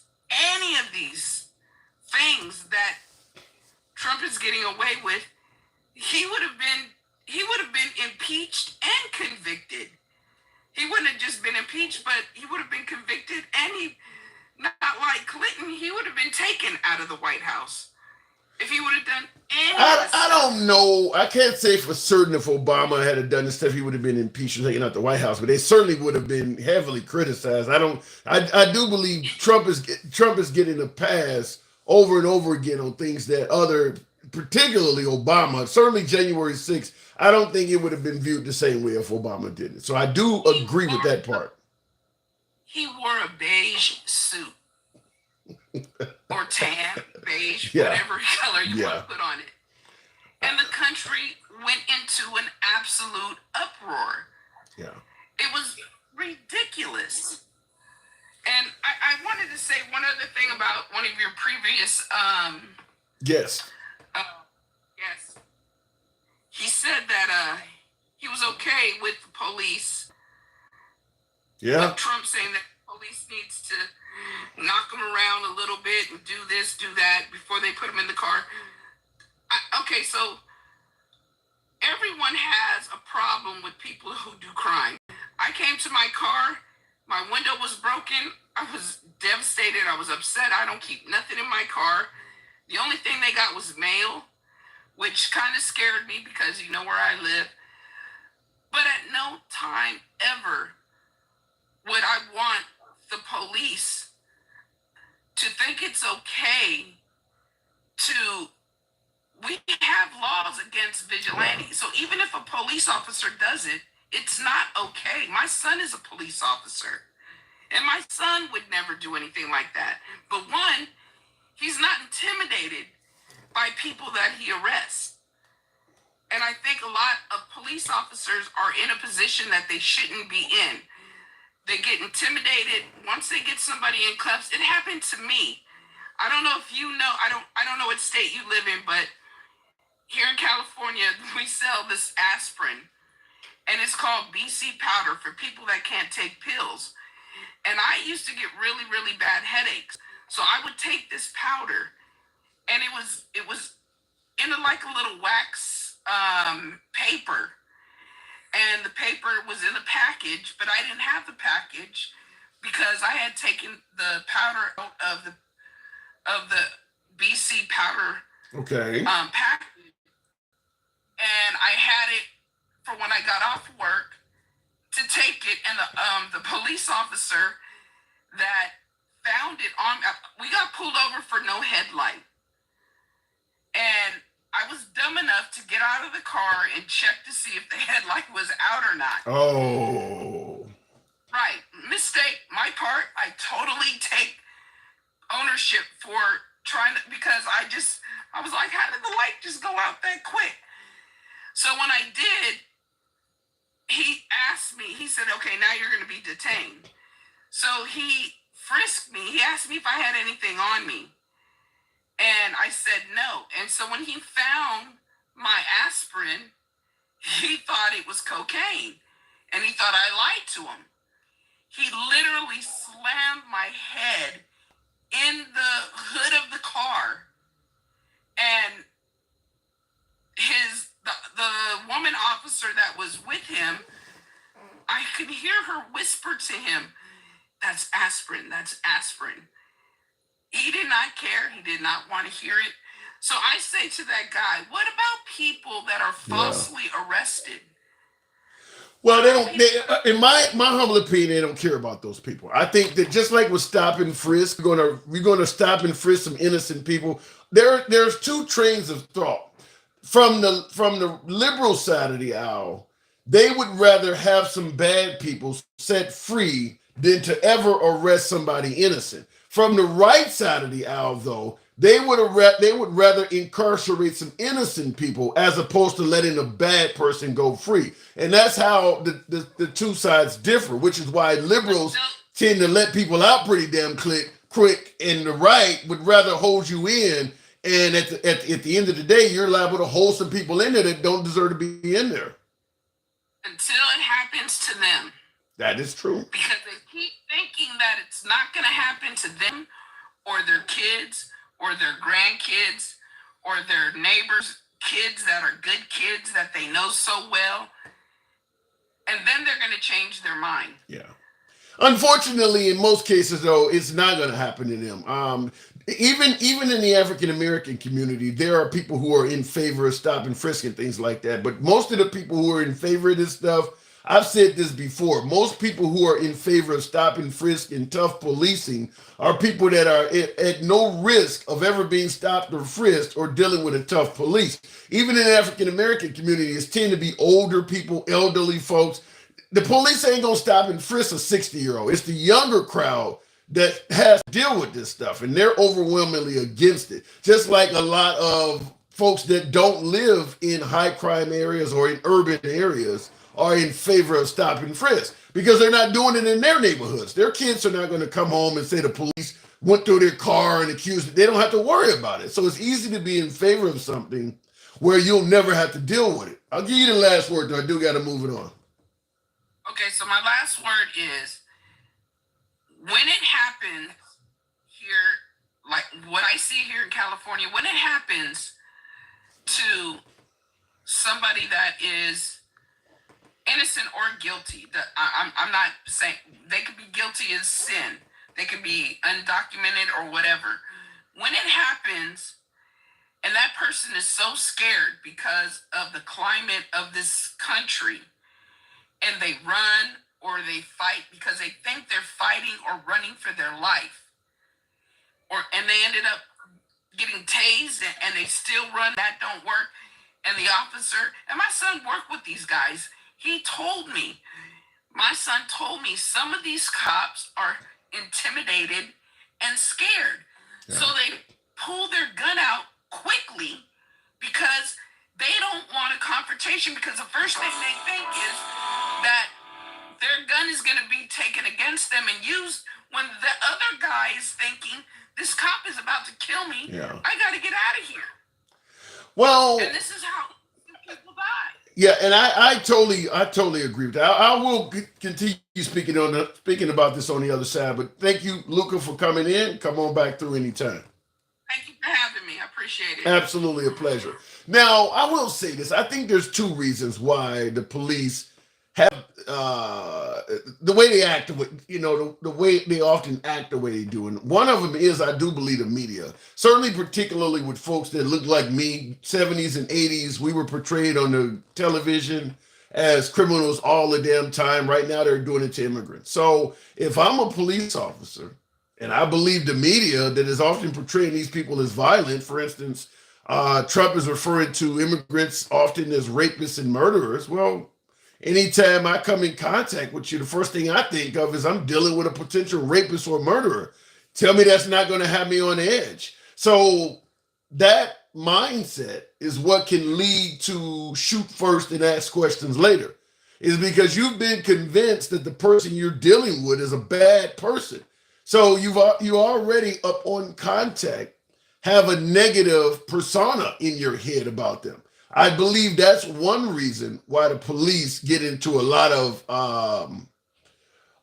drama. I'll just say that for lack of a better term, a lot of drama is because people are being portrayed in society automatically as bad, and then when they encounter them, well, they're already on the edge.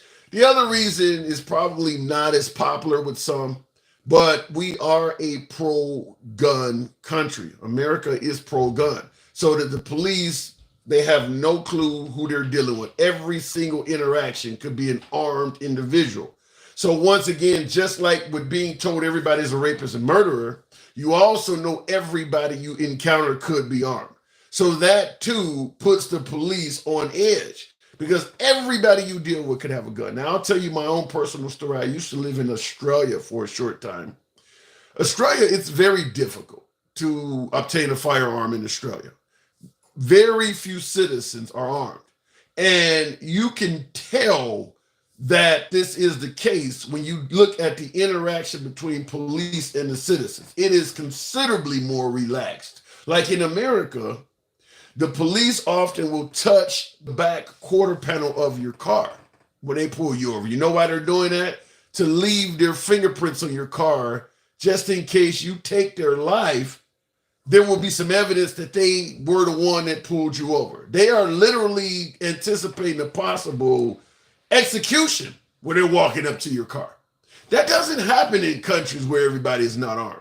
So even though and for folks who, I see somebody in the comments said, wow, just watching the episode of Cops, Live PD, or what is it called now, Officers on Patrol, when they make traffic stops and they walk up to the car, notice they touch the back of the car. That happens. You'll see it on any traffic stop. You can see them all over YouTube. You'll notice the American police touch the rear portion of your car. They are deliberately leaving their fingerprints on your car so that if you kill them, they will have proof that they were the ones that pulled you over. That doesn't happen in other countries, that everybody is so damn scared of each other. But in America, our Second Amendment, to some degree, is based on fear.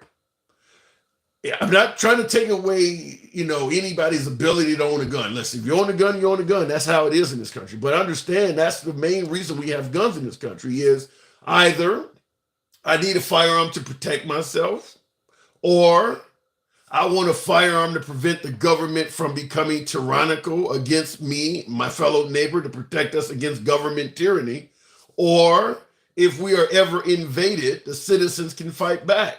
In every aspect, it's because if I don't have this gun, something bad is going to happen to me. The country's going to rise up against each other. Neighbor fights neighbor. So I have a gun to protect myself against bad neighbors. I have a gun to protect myself because the government's going to come out to get me, or somebody from a foreign entity is going to invade the country. It's all about fear. And the police are the same way. When they pull you over, they don't know. They also fear that you may shoot them. Such as when you're talking to a cop, get your hands out of your pocket. Keep your hands where I can see. Even during a friendly conversation, even during a friendly encounter with police, if you put your hands in your pocket, they tell you to take them out. The fear is evident everywhere you see it. I mean, why else would they say that? If you're talking to somebody on the street, maybe you're at a bar, maybe you're at a church, maybe you're at a restaurant talking to a total stranger, you don't tell them to take their hands out of their pocket when talking to you, do you? No. So it's clear there is a healthy amount of fear. Now, as I stated earlier, I used to live overseas. I got pulled over once in Australia for speeding. I didn't know what to expect. It's an all-white country. Just like in America, I've had to talk with my parents about cops can be bad and heavy-handed and things like that. I put both hands out of the window. When I stepped out the car to talk to the cop, I talked to him pretty much just like this. You know what the cop told me? An Australian cop. He stated, and this is an actual quote, "Put your hands down. You're not in America." They know how bad our cops here. They know in that country how bad cops are. He actually told me that. Put your hands down. You're not in America. Because our television shows are like the entertainment of most of the free world. Cops, Law and Order, all of those shows are shown over there. And they know how bad American cops are. So, yeah, the whole Second Amendment issue, it's all about fear. Everybody's having a gun because they feel if I didn't have this gun, somebody's going to come get me. Tyranny, an invasion, or perhaps it's my neighbor. Folks believe that if you got rid of the Second Amendment in America, it would just turn into Mad Max. Everybody would be out. Folks are going to be making bombs, running you over with cars, making bow and arrows. I mean, it's just, folks do believe that the only glue to our society is guns. I've had numerous conversations with people. Guns are the only glue to our society keeping it together. Look it in the comments. I can guarantee you that this person on the phone right now does not pay their own bills. I'm talking about my last guest, or perhaps me, Outlaw Josie Wells. Going back to the box, I'll keep it moving with Larry Pynchon. Real quick, Larry, I'll bring you up, but while you're talking, I'm gonna have to plug in the charger. Larry, can you hear me? Larry, are you there? Yeah, I'm here. Okay. So can you hear me? Yeah. President Trump, is he being taken out of context? No, What do you mean? at all. No, he's not taking all the stuff this guy get away with. I don't understand. How can you see that's taken out of context with all the stuff he get away with? I'm going to go behind my device here to put a charger in the phone, but I want you to explain what is he getting away with? First of all, let's take this recent photo he just put up of the president. Okay. Because we all know nobody else would be able to get away with this. You think nobody would get away with that? I mean, it's not a crime. Well, you know what? Maybe because we never had a president like this that would do something like this. So wait, maybe you're right. But the president, not a president. Let's just say that we never had a president. Okay. To do the kind of stuff that he do. But how do you respond to folks that would say, even though he does some wild things, at the end of the day, if you're getting $2 gas or you're getting a good economy, it's worth overlooking it? No, it's not Trump. Trump. Let me see. It's not his. The good thing, the bad. It's say like the good president. It's not Biden. I'm going to tell you, it's not. Okay. You don't all be on the president. I mean, remember we have different. We got to go to you got it, Congress and then Senate. You know, a president can't make all the laws or anything. Yeah, but they stop everything. But are you saying that Biden is not responsible for the economy? Yep. Wait a minute. So, go ahead. So if I were to ask you who had the best economy between Biden and Trump, you're going to say it doesn't matter or something? I don't get that. I'm going to say, it may sound funny, but I've been in the same position no matter what God doggone president millionaire. So it really It really don't matter because I've been in the same position doing my same thing. No matter what president got in there, I've been doing the same thing, working all my life, making it. So you're saying that the president has not changed your life at all? It doesn't. So I mean, so you're okay with Trump being in there or Biden, or I mean, do you if it doesn't make a difference, then why not put Trump back in there? No. It's just that I'm not buying that one. Okay, I had to try it. No, I'm not buying that one. So so at the end of the day, though, if it, I mean, serious, you're saying it doesn't make a difference. So what would be wrong with putting Trump back in there? I'm trying to figure that out. We don't make a difference. Say for instance, just now I'm not speaking for everybody else. I'm just saying for in my life, in this day and age, it's not doing. Neither one of them are doing anything for me that make a big drastic change in my life. Okay. Yeah. All right. So go ahead.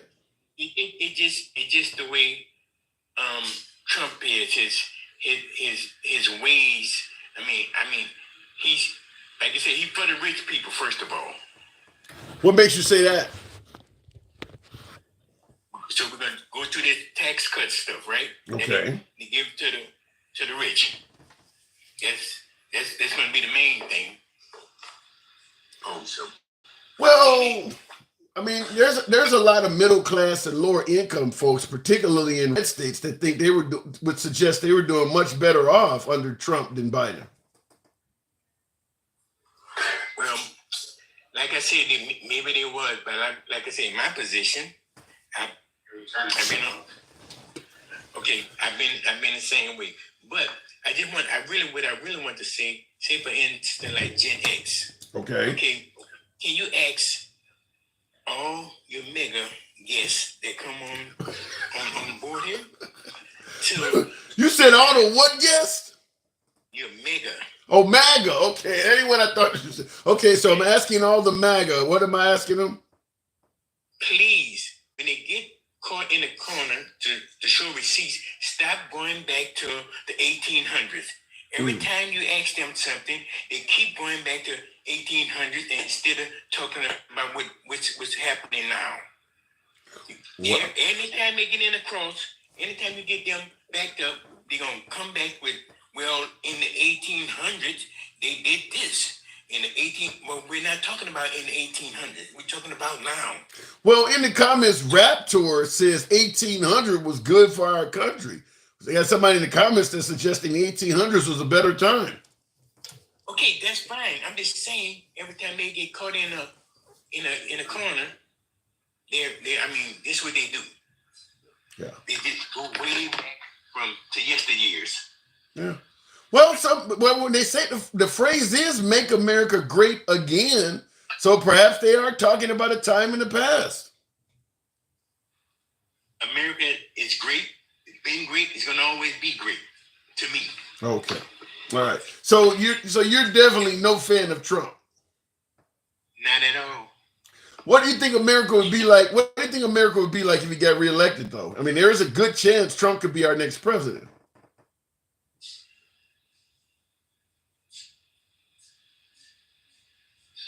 Did I lose you? Okay, I don't know if my last guess is going in. All right, we're moving on. He's way up in the polls. That is true. What's up? That Trump has been up in the polls. But here's the problem. I think we are at a time now where you can say with a fair bit of certainty that the polls are not reliable. Trump is doing very well in the polls, but what is this? March 2024. This time last year, March 2023, we were discussing why the red wave polls went so bad. Just a year ago, we were talking about how, wow, the polls were really wrong on the red wave. So I agree. Trump is doing very well in the polls, but the polls predicted a red wave that did not happen in 2022. I believe because Trump has been, since Trump came on the scene in 2016 and won, None of the election cycles have been good for Republicans. The midterms of 2018 were not good. They started rehashing Obama's term, shellacking, because the midterms for Trump in 2018 during his own administration were not good. Obviously, he lost the 2020 election. Well, I understand my beloved MAGA thinks something else happened in 2020. That's a different debate, but he didn't win in 2020. So he lost the midterms in 2018. He didn't win in 2020. And then Republicans lost the midterms again in 2022. The polls were saying otherwise. So understand that while he is up in the, I believe the polls were saying Mitt Romney was going to beat Obama too. The polls are not always good. Hillary Clinton should have won by a landslide according to the polls. So understand that even though the polls are saying something, they're at this point in our recent lifetime, there's a lot of evidence to suggest that the polls possibly may get it wrong. Looking in the comments though, he won't win in 2024, says Luca Mo Clark. I don't feel confident enough to say he won't win. Trump certainly could win, but I'm just going to say that don't expect the polls alone to dictate things. I think there's enough evidence to show otherwise. Joe Two Wolves in the comments. By the way, folks, I haven't been asking you to tap the screen. We're around 52,000. Guys could be anywhere you want to be this Saturday evening. I appreciate you here with me. Tap the screen. Get your boy likes up to about 60,000. Certainly on YouTube. Smash that like button. Get the likes up. Helps out the algorithm. Joe Two Wolves. Good evening. Joe Two Wolves. All right. Apparently, I got somebody that stepped away and was doing something else. So, fair enough. We'll continue on with that chick, Beth. Good evening, Beth. Talking about President Trump, the suggestion that he's always taken out of context. Beth, good evening. Hey, Tim, how are you? I'm doing good. Now, Trump is back in the news. Folks are constantly saying we got derangement syndrome, but this guy continues doing things. Is he being taken out of context? I'm going to say yes. Why do you think? Taken out of context by MAGA. Oh, MAGA doesn't. I think that the Democrats, independents, I think that, the real patriots of the United States of America, I think we see him for who he is. I think that MAGA makes excuses for him, and they don't take what he's doing at face value. They don't take what he says at face value. They go, oh, well, he doesn't really mean that. And quite often you'll hear MAGAs tell you that if they know they're inside Trump's mind, and they know that he didn't really mean whatever the latest thing he said or retweeted or retruthed or whatever the heck he does. Like, they know he didn't really mean it. So I think that he's taken out of context by the people that follow him. And they don't see the threat. Now, you used the term the real patriots. Are you suggesting that MAGA is not patriotic? Yes, absolutely. What makes you say that? Because they're exactly the opposite of what Americans should be like. I mean, and I might have a different view on it. I think I've told you before, I'm from the Boston area, and our history is rich here. And, we walk the Freedom Trail during elementary school. It's all that. This is where patriots, the actual patriots in the United States of America, originated from. So to us, or to me, they're not patriots. They're patriots. I don't think they really get what the country is supposed to be like and what we fought for. And a lot of people down the South, it's the same thing. It's the Confederate flag and all that stuff. To us up here, we're the United States of America. And back when the Civil War happened, it's like you left the United States of America. You attacked us, the United States of America, first, and we retaliated. And so, the whole Confederate flag and calling themselves patriots at the same time, it's an oxymoron.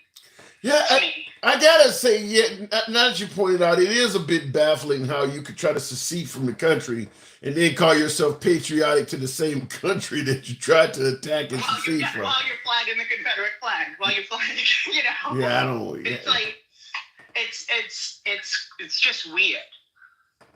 So Yeah. So I mean, so you're suggesting that MAGA may have perhaps hijacked the term? I think it just, I think that Trump is the one. He does that thing where he repeats it over and over again, and then once you repeat it enough times, then all his followers repeat it, and pretty much you can see once he says something, a lot of his most faithful, they quote what he says as if it came from their own brain. Well, I think he put that in their heads. Oh, okay, well, speaking of Trump, let me run this comment by you. This came from, because we're on YouTube as well. Don Carlos Henderson says, policy over personality. Trump's policies are clearly the best for the nation. Do you see? I bet you Don can't name a policy of Trump's. Well, and I'll let you continue, but I will challenge Don Carlos and Henderson in the comments on YouTube. My caller says you probably can't even name a policy of Trump. So Don Carlos Henderson, you've been called out on YouTube. Feel free to do that. Continue on, Beth.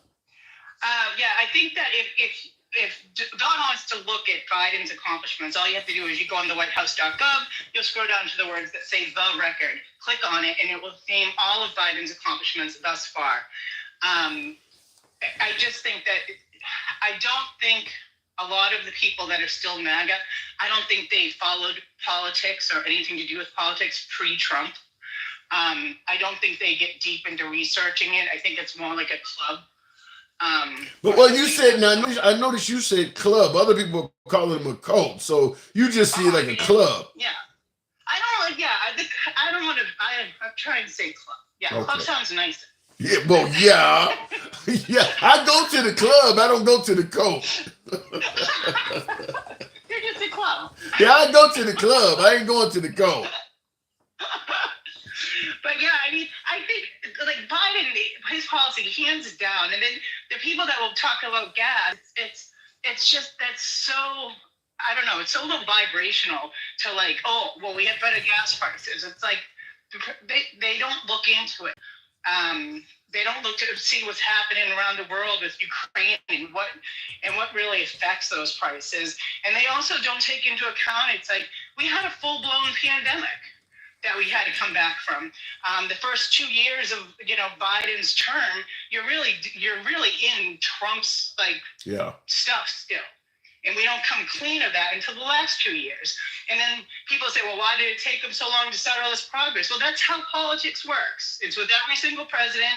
The first 2 years is always it's like the residual of the president prior. So they don't. And that's what I mean. I think that a lot of them, and it's not like it's not like I was born into following politics myself. But I do want to make sure I know what I'm speaking about, because I don't like to look stupid. I still look stupid sometimes, though. Hey, it happens to the best of us. But before I'm moving on from you, Beth, the picture on the monitor here, I haven't covered that with you. I've covered it with a few other guests. What is your opinion or interpretation of that? Well, I'll tell you one thing. I was surprised to find out, because I guess there's that decal thing. I guess there's a company that makes that wrap and sells it, and there's one with Trump also. Really? There's one with Trump also. Really? From my understanding, it's a wrap that you can buy to put on your truck. So I'm kind of surprised that that's okay. I don't know. It's kind of like we keep on getting farther and farther away of demanding morals and values and good character in the Oval Office of all places. We keep on the bar just keeps on lowering and lowering and lowering, and it's just like we're in the gutter now.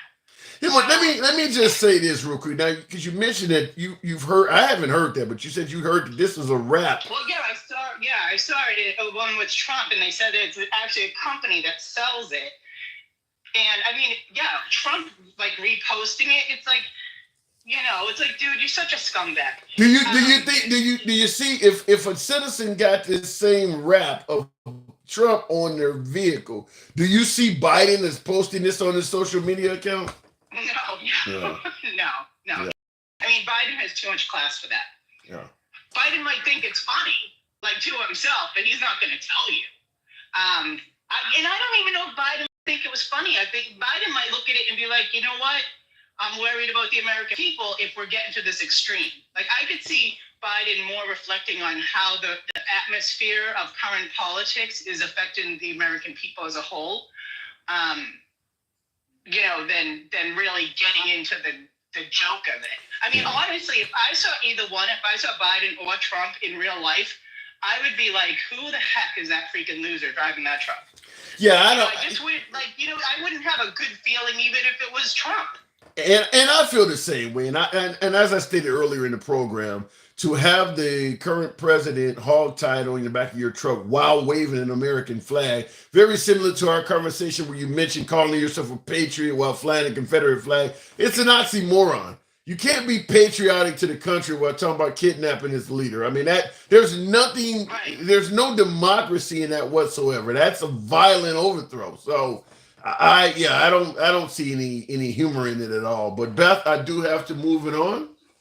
Right. Well, it's nice talking to you. I'm just going to say one more thing. Sure. When you were talking about the police, I also want to point out I think people in all states should realize, or if they don't, is that some states police are very uneducated. Yeah. And I think that they should all have to have like some sort of like either associates or bachelors. But some of them, and I think that kind of leads into problems in policing too, because I think the more educated you are, the better you are to handle situation and deal with the people and know the law and that type of stuff. So, you know, for people that might have, you know, issues with police in their states, they might want to look in to see if what education is required and maybe looking at getting that fixed in your state. Fair enough. I agree with it 100%, Beth. Thank you for coming on. All right. Bye, Tim. Absolutely. And I will add on to what she stated in regards to being uneducated. By the way, the correctional officers. So if you commit a crime and you go into a correctional facility, I hear they're even more uneducated there, or better yet, they are less educated. Once you get behind bars, even worse. Those correctional officers are really uneducated, which is why. And by the way, they have the benefit. The correctional officers have the benefit of nobody really gives a damn what happens to a convict. So they have the benefit of really being able to abuse the condemned, because most of us in society tend to favor abuses happening to the condemned. How many times you hear about a murderer or somebody who molested a child and the response is, I hope they hurt you in prison. Most of us want folks who are condemned to face a very bad outcome. So that kind of makes it pretty easy for a correctional officer to get away doing something, because at the end of the day, you kind of want it, which is why I also mentioned President Trump suggesting that he was okay with officers moving their hand out of the way and banging a criminal's head against the arrest. And in my opinion, when you promote violence or ignore violence, because what Trump was doing is kind of turning a blind eye to it, you do give room for innocence to be abused as well. I mean, that's just how it works, because you create an open seasons mindset. Just like I've been saying on the show numerous times, when you start calling all of the illegal immigrants or undocumented residents, whatever term you want to use, when you start calling them rapists and murderers, open season. I mean, who gives a damn if a rapist or murderer gets hurt? I mean, you convinced everybody that, 10 million folks have come in the country and the overwhelming majority of them are coming here to hurt people. They're invaders. They're poisoning the blood of this country. They're vermin. Who gives a damn if a vermin loses his life? He should have thought about that before coming in the country illegally. So it's real easy for this to turn into open season on immigrants. I brought up Kristallnacht for some of you folks that may have a little bit of knowledge of World War II history, where what they call the Night of Broken Glass in Germany, where the the citizens of Germany being convinced that the Jewish people were the reason everything was going wrong in Germany. They just took one night, smashed up all the Jewish businesses, took all their wealth, everything, killed a bunch of them off. Just it's known as the night of broken glass. If I can convince you that millions of people are bad, invaders, rapists, and murderers, then it's okay to harm them. Who's going to care? I wouldn't care if a rapist or a murderer lost their life. So it's really bad. I do believe it's a really bad way to do things. So and yeah, I agree with the last caller that we certainly need to make sure law enforcement is more educated. I would add on to that, the primary goal of law enforcement should be de-escalation.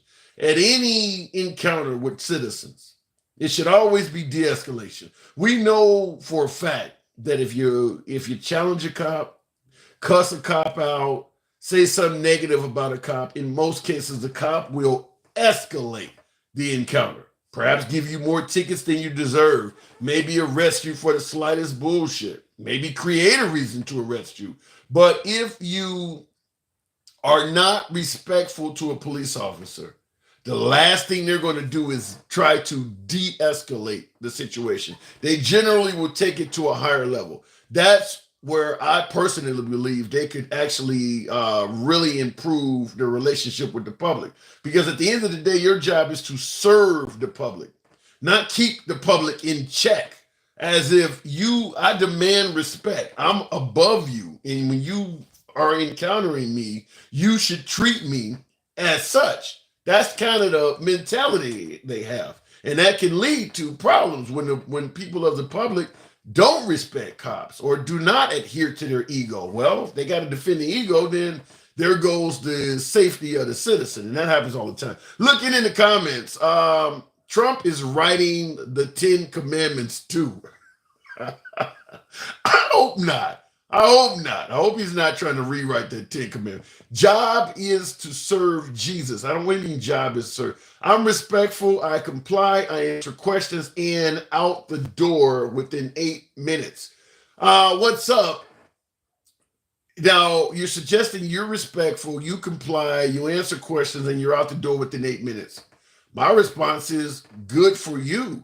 However, the Constitution doesn't require you do any of that. You don't have to be respectful. You don't always have to comply if they don't. I mean, okay, like, do you mind if I search your car? You don't have to comply with that. You can say, no, sir, you must have a warrant. If you don't want to talk, listen, I'm going to, what does it refer to? I'm going to plead the fifth. I'm going to, observe my right to remain silent. You don't always have to comply. As you stated, I answer questions and I'm out the door within 8 minutes. The reason you're stating that I'm respectful, I comply, I answer questions, and I'm out the door in 8 minutes is because you pretty much are admitting that if a citizen invokes their constitutional rights, they're not going to be out of the door in 8 minutes. The police are going to find a reason to keep them longer, even though everything they're doing is constitutionally protected. You shouldn't be punished because a cop is demanding respect. You know how many cops cuss people out? Why the fuck were you speeding? Why the hell did you make that U-turn? You realize how many cops don't respect the citizens? You don't get the right to punish the cop or do something wrong because he's not respecting you. That's not the job. Serve and demand respect. That's not on any police car. You shouldn't be out there trying to defend your ego or demand respect. Shouldn't even come up as part of the conversation. Looking in the comments though, I've had good cops and bad cops. I think we all have, and that's the problem. Is that we know there are bad cops and we just assume as long as they're being bad to bad people, we'll give them a pass. Perfect example for you folks who may have a little bit of age on you like myself. Dirty Harry. Remember the old Clint Eastwood movies?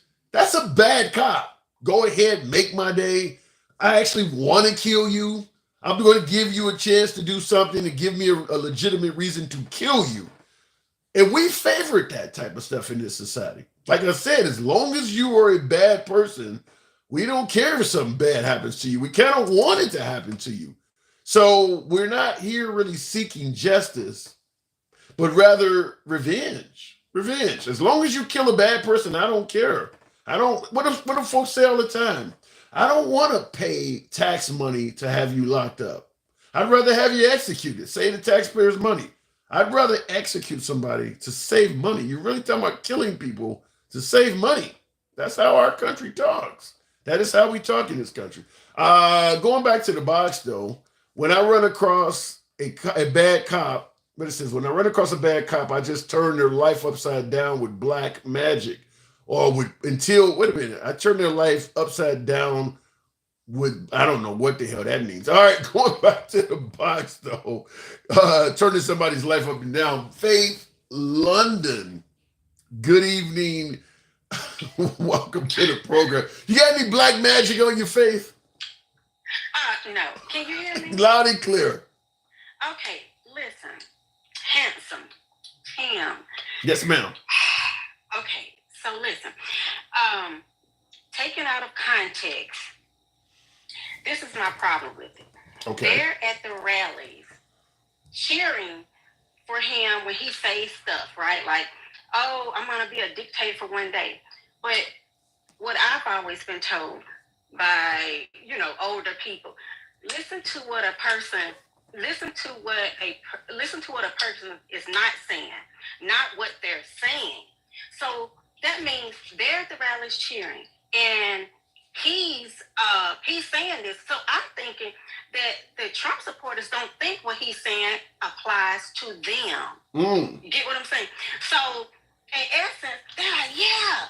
So why do they think so they should be listening to what he's not saying. He's not saying that he's going to do it to them, but that's what they should be thinking, possibly. So it almost sounds like you're suggesting there may be dog whistles in his speeches. Okay, like what? I mean, like there's hitting messages, like you said. Yeah, that's a dog whistle. Yes, and so they're just listening, like they're cheering, but they're not thinking he's going to do it to them.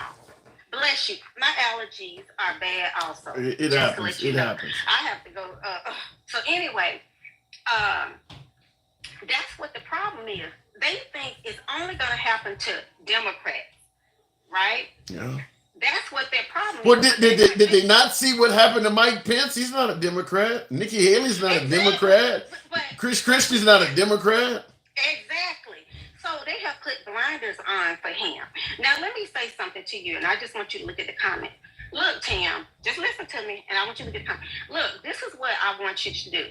I want you, when you see me pop up in your request box, I want you to pick me first. Okay? I want you. All right. That's what I want you to do. Now, how do you feel about that? I think that's interesting. Why are you saying pick you first? What makes you? I just want you to. Okay. Okay? All right. There's no reason I want you to. Just because it's me, I'm black, and I think you should pick me first. Well, you let me make it clear. I don't pick along racial lines, so I will first say that. I don't. Being black ain't gonna make me pick you. Go ahead. Hold on, real quick. Big Bert with that dinosaur. Let me not even ignore that. Big Bert is a friend, certainly. Thank you, Big Bert. I did see that. You're black. You're educated. Talk to me, Faith. Okay. So, but how do you feel about me saying that? What do you take? What do you gather from what I just said? You think you the shit? I am though. But does that give me a reason to be first in your life? No, absolutely not, right? No. So my point is, I wonder what they think about me requesting that from you.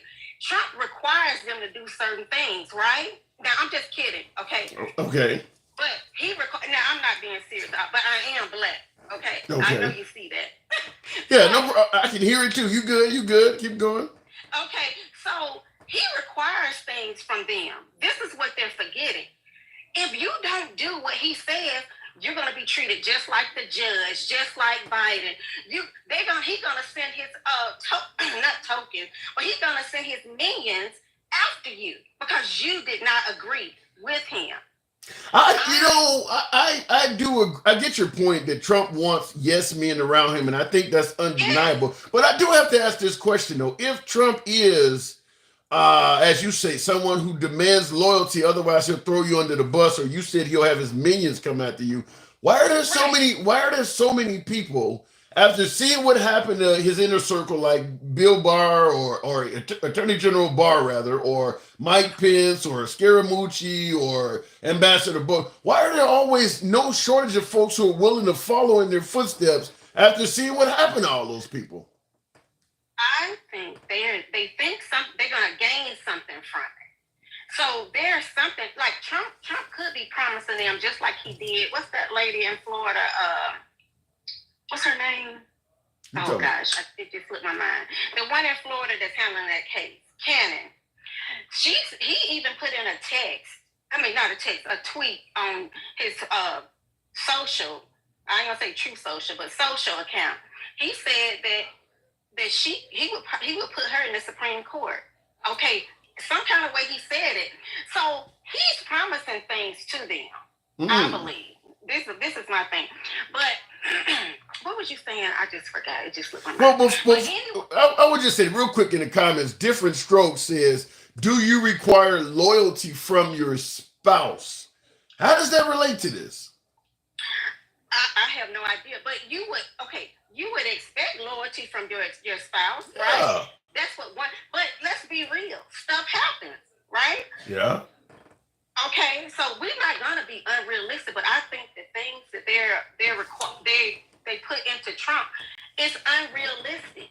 Let's just be honest. Okay, It's unrealistic. And guess what? YT people don't even like YT people. Okay, they don't even get along with themselves. So if a country, if we were to split in half, that would be all of them on one side, all the other BIPOC people on the other side, right? Well, folks that are suggesting we may have civil unrest in this country. But guess what? It won't work out like they think. It won't. Because they don't, like right now, we have to interpret what Trump said. Like they said, oh no, he didn't mean that. Well, why wouldn't the president of the United States say things in a manner where we all can understand? Yeah. Why does it have to be interpreted? So we got this person saying this. If he wants to appeal to everyone, we should be able to understand what he's saying. You know what I'm saying? It shouldn't be like, okay, this person, if he has ever been wrong, has he ever said it? Absolutely not. Yeah. Right? I think that I think the reason why Trump's statements are, you have to interpret them because folks realize if you take them at face value, they're awful. So the goal is to switch it to look, it didn't mean that, it meant this, or you're interpreting it wrong. But a lot of this stuff, if you take it at face value, it's pretty bad. So certainly to grab them by the comment is really bad. You got to reinterpret that. Otherwise, it's rape. So I think that has a lot to do with it. Okay, but this is just, it's ludicrous. These people trust him more than they trust their spouses. Come on. Wow. They do. Come on now. You really think, you really think MAGA trusts Trump more than their own wives and husbands? Listen to them. If he can do no wrong, they say, oh, I believe everything he says, blah, blah, blah. And it's like, really? I don't even trust my damn daughters that damn much, okay? They're my own kids. They have to lie too. Huh? Now, I'm reading the comments while you're talking. I see somebody on YouTube said that there's a poll out that agrees with what you said, that they trust Trump more than their own spouses. Wow. How did that happen? How did that happen? Let's see. I want to say you know what? I feel that some people want to be told what to do versus having to think for themselves. And if you look at it, he tells them, and I think people have fire, they feel like that's an easy life, me being told what to do. I don't know why they would think. It's crazy to me. I have no idea what I'm even talking about, but to me, I feel like they want a king because they think it's going to apply to everyone else, not them. But once you get it, nobody has a role anymore. Once you get this king, they are the judge, jury, prosecutor. Okay, they control everything. So it's going to be a lot of people out of job. And guess what else? they're the richest person they're going to be the richest person. So all these people that think they're going to have a pot of money, he can take all of that. Yeah. I don't think people have really thought everything through. I have this amazing, crazy mind, but I can think the worst thing that can happen of a situation. You know, my mind just goes to the worst thing. But I wanted to point out some things for real quick. I got to move it up. But go ahead. I give you the last word. Wait, hold on. Don't be rushing me. I don't all this time. Okay, don't rush me. Okay, so I got some movies because I watch some crazy stuff. Okay, so I went down. There's some documentaries they need to watch, and it's gonna. If they really want to know who they are, they would really pay attention and ask themselves some questions. Okay, I'm gonna tell you right off the bat. You can read your document. Ain't nobody. They're not gonna watch this stuff. But go ahead. Well, listen. If they want to understand us, right? If they want to understand us and how to appeal to us, they'll watch the documentary because then they'll see all the stuff, the cultish stuff that has happened. It never ends well. Well, they believe. Wait a minute, Faith. They believe liberals are bad for the country and is trying to turn us into socialist or a communist nation. They don't want to learn how to understand you. They want to get rid of you. Okay, but they do want to because they say, but we don't see why you hate Trump. So if you want to know why, watch a documentary about a dictator, a cult leader, and then you'll see if they don't like the shit, then why should we? Okay, why would you think we like it? So watch this stuff. Okay, but it's a whole bunch of them. Just tell them to go on Netflix, put in cult or cults, go to Hulu, put in cults, watch this stuff, and I'm serious. I'm listening. Because listen. I think knowing how a person thinks gives you an advantage. And it doesn't get you upset as bad. So I like the brain. I love how to know how people think because then I know how to move. And I think everyone would be wiser if they did that. Now that's me. So I'm gonna leave it there. But if anybody wants to know some things to watch, I'm gonna give you one. You know about the Two America. You know America split in half. Right. Let me tell you this one. It's called The Man in the High Castle. It's on Prime, Amazon Prime. Check it out. It's The Man in the High Castle. And it's America split in half. And just see how they like it. See if they really like, oh, yeah, I'm all for it. See how they like it. Because I trust you. All the stuff that they're getting from Fox and all of these places, guess what? It's not original. They watch some of these damn movies because you'll see the shit in there. Excuse my language. But don't excuse it. But anyway. All right. Okay. I haven't heard any of these, but you got me interested. Watch it. Why don't you inbox me one? I want to see what you got. But I do appreciate you coming in. Thank you. Okay, I will. All right. Okay, thank you. Bye. Appreciate it, Faith London. Looking in the comments, Fox and Newsmax is not news. It's for entertainment purposes only. I'm not a big Newsmax viewer, but Fox News, when Tucker Carlson was with them and they got in so much trouble over the Dominion voting machines, they actually came out in court and admitted that because Tucker Carlson was constantly being held accountable for things that he was saying. So we'll go with that. That part right there, Carlson did get held accountable for. So looking in the comments, Fox, CNN, MSNBC, all entertainment. Yeah. And somebody said CNN, yeah, that's right. So my three favorite people, Handsome, Zeus, and Takesha. Thank you, Gregory. TikTok is for entertainment purposes, just like Fox News. Can't believe either. True. And that's why I run a program where I do believe that people should speak. Yes, there's going to be some entertainment value to it for certain, but also I do believe it's educational. A hell of a lot of news is broken while I was on air, and I didn't even know about it. I think just the other day when Putin suggested that Jesus was black, I found Judgment for 335 million. That broke right in the middle of our live stream. So it's amazing some of the things that come through. So from you folks, because I'll admit I don't have all the answers. You guys don't have all the answers either. This is how we exchange information from both sides of the aisle. I believe both sides should speak. Real quick in the comments, someone asked, why do you have a MAGA hat? Whether or not you support Trump, why the hell do you have a MAGA hat if you have a name like the Handsome Liberal? I get it asked all the time, and I'll go ahead and run through the spiel that I give anytime I'm asked that question. Why would someone suggesting that they're a liberal have a MAGA hat? I say it all the time. I do believe strongly, based on what I've seen over the last 20, 30 years, Republicans, conservatives, and particularly MAGA don't often get a fair shake in the media. I do believe, particularly with MAGA now, with some of their statements being so controversial, the minute they start speaking, they get blocked, banned, censored places.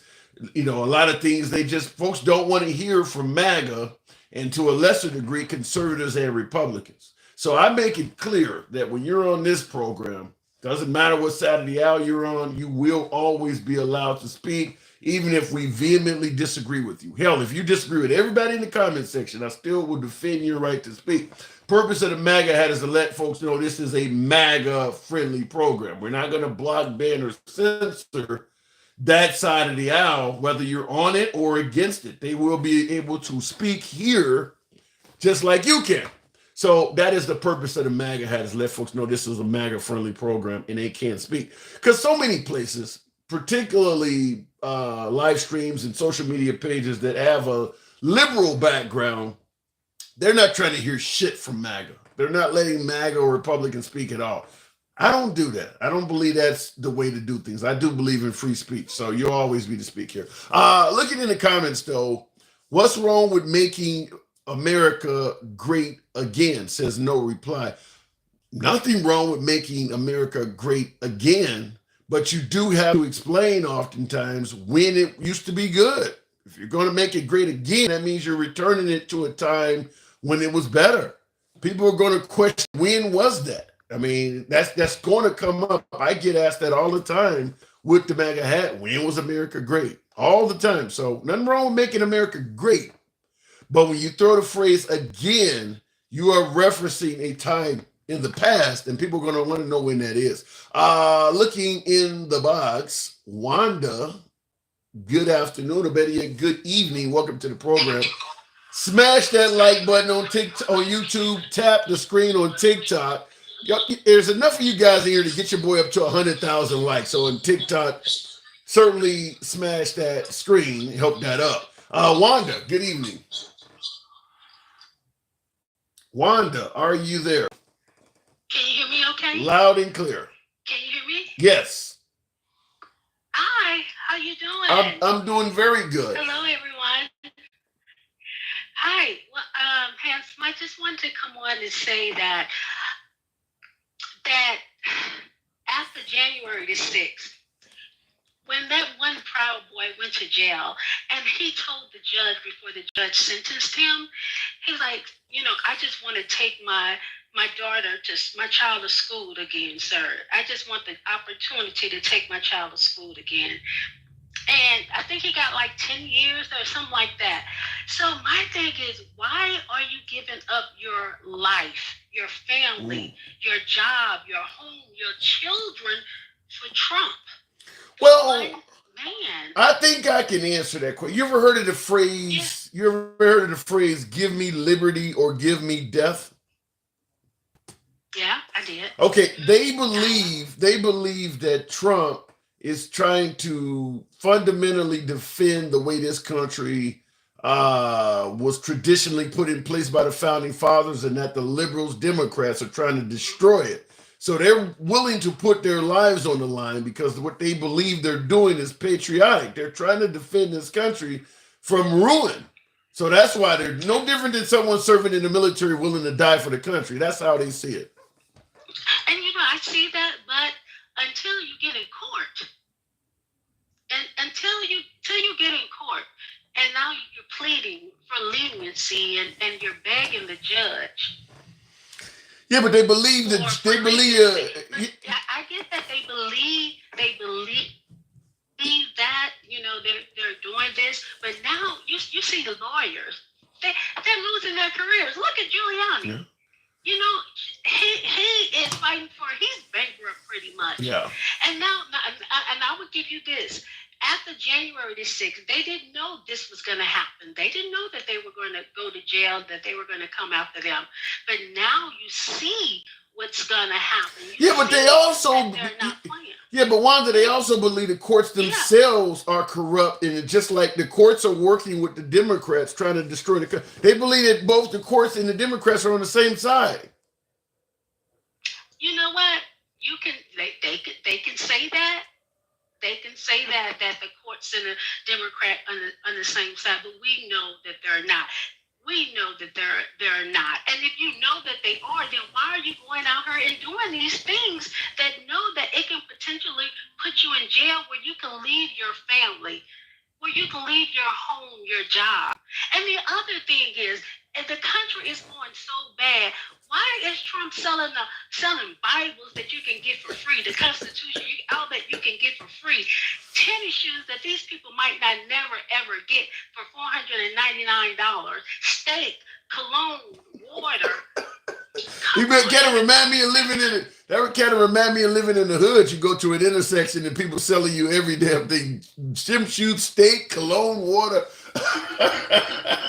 But listen, folks believe that Trump is being abused by the system, and he needs to raise money to defend himself against a liberal onslaught. So that's why he's selling all this stuff, is to help defend himself against, a weaponized justice system. That's how they see it. Are you there, Wanda? Oh, okay. Apparently Wanda dropped out. Okay. Trump don't care about America. Never did, says Jim. Well, a lot of folks disagree with you.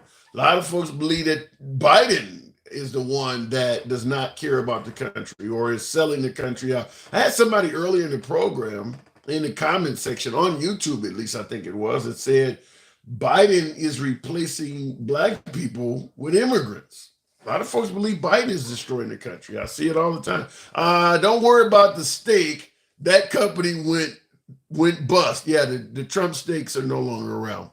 Why didn't the civil rights movement just stay home? They knew there would be trouble. Same logic. That's an excellent pushback. In regards to why are folks out here willing to risk their lives for Trump? The comment is, well, you were willing to risk your life to march with Martin Luther King. In other words, what MAGA, what Trump supporters are fighting for is defending the country. I really hate that my damn computer just indicated the battery is dying and I don't have the charger anywhere around here, which means my television screen is going to go out too. So I have to ask you guys to bear with me so I can figure out what the hell just happened there. Give me a second here.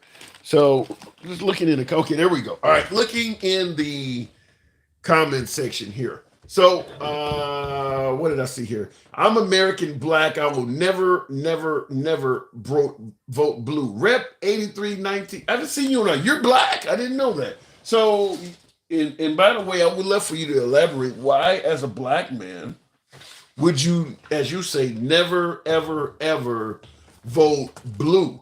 I'm assuming you would certainly vote for President Trump. Now, earlier in the program, and I will go back to the box shortly, but earlier in the program, I played this clip here. This is coming from President Trump's own Twitter account. This was something Trump tweeted out before he had X. Now, as a black man, suggesting you would never vote blue, I'd love to get your opinion on this, because this came from the Trump account. Where's your white voice?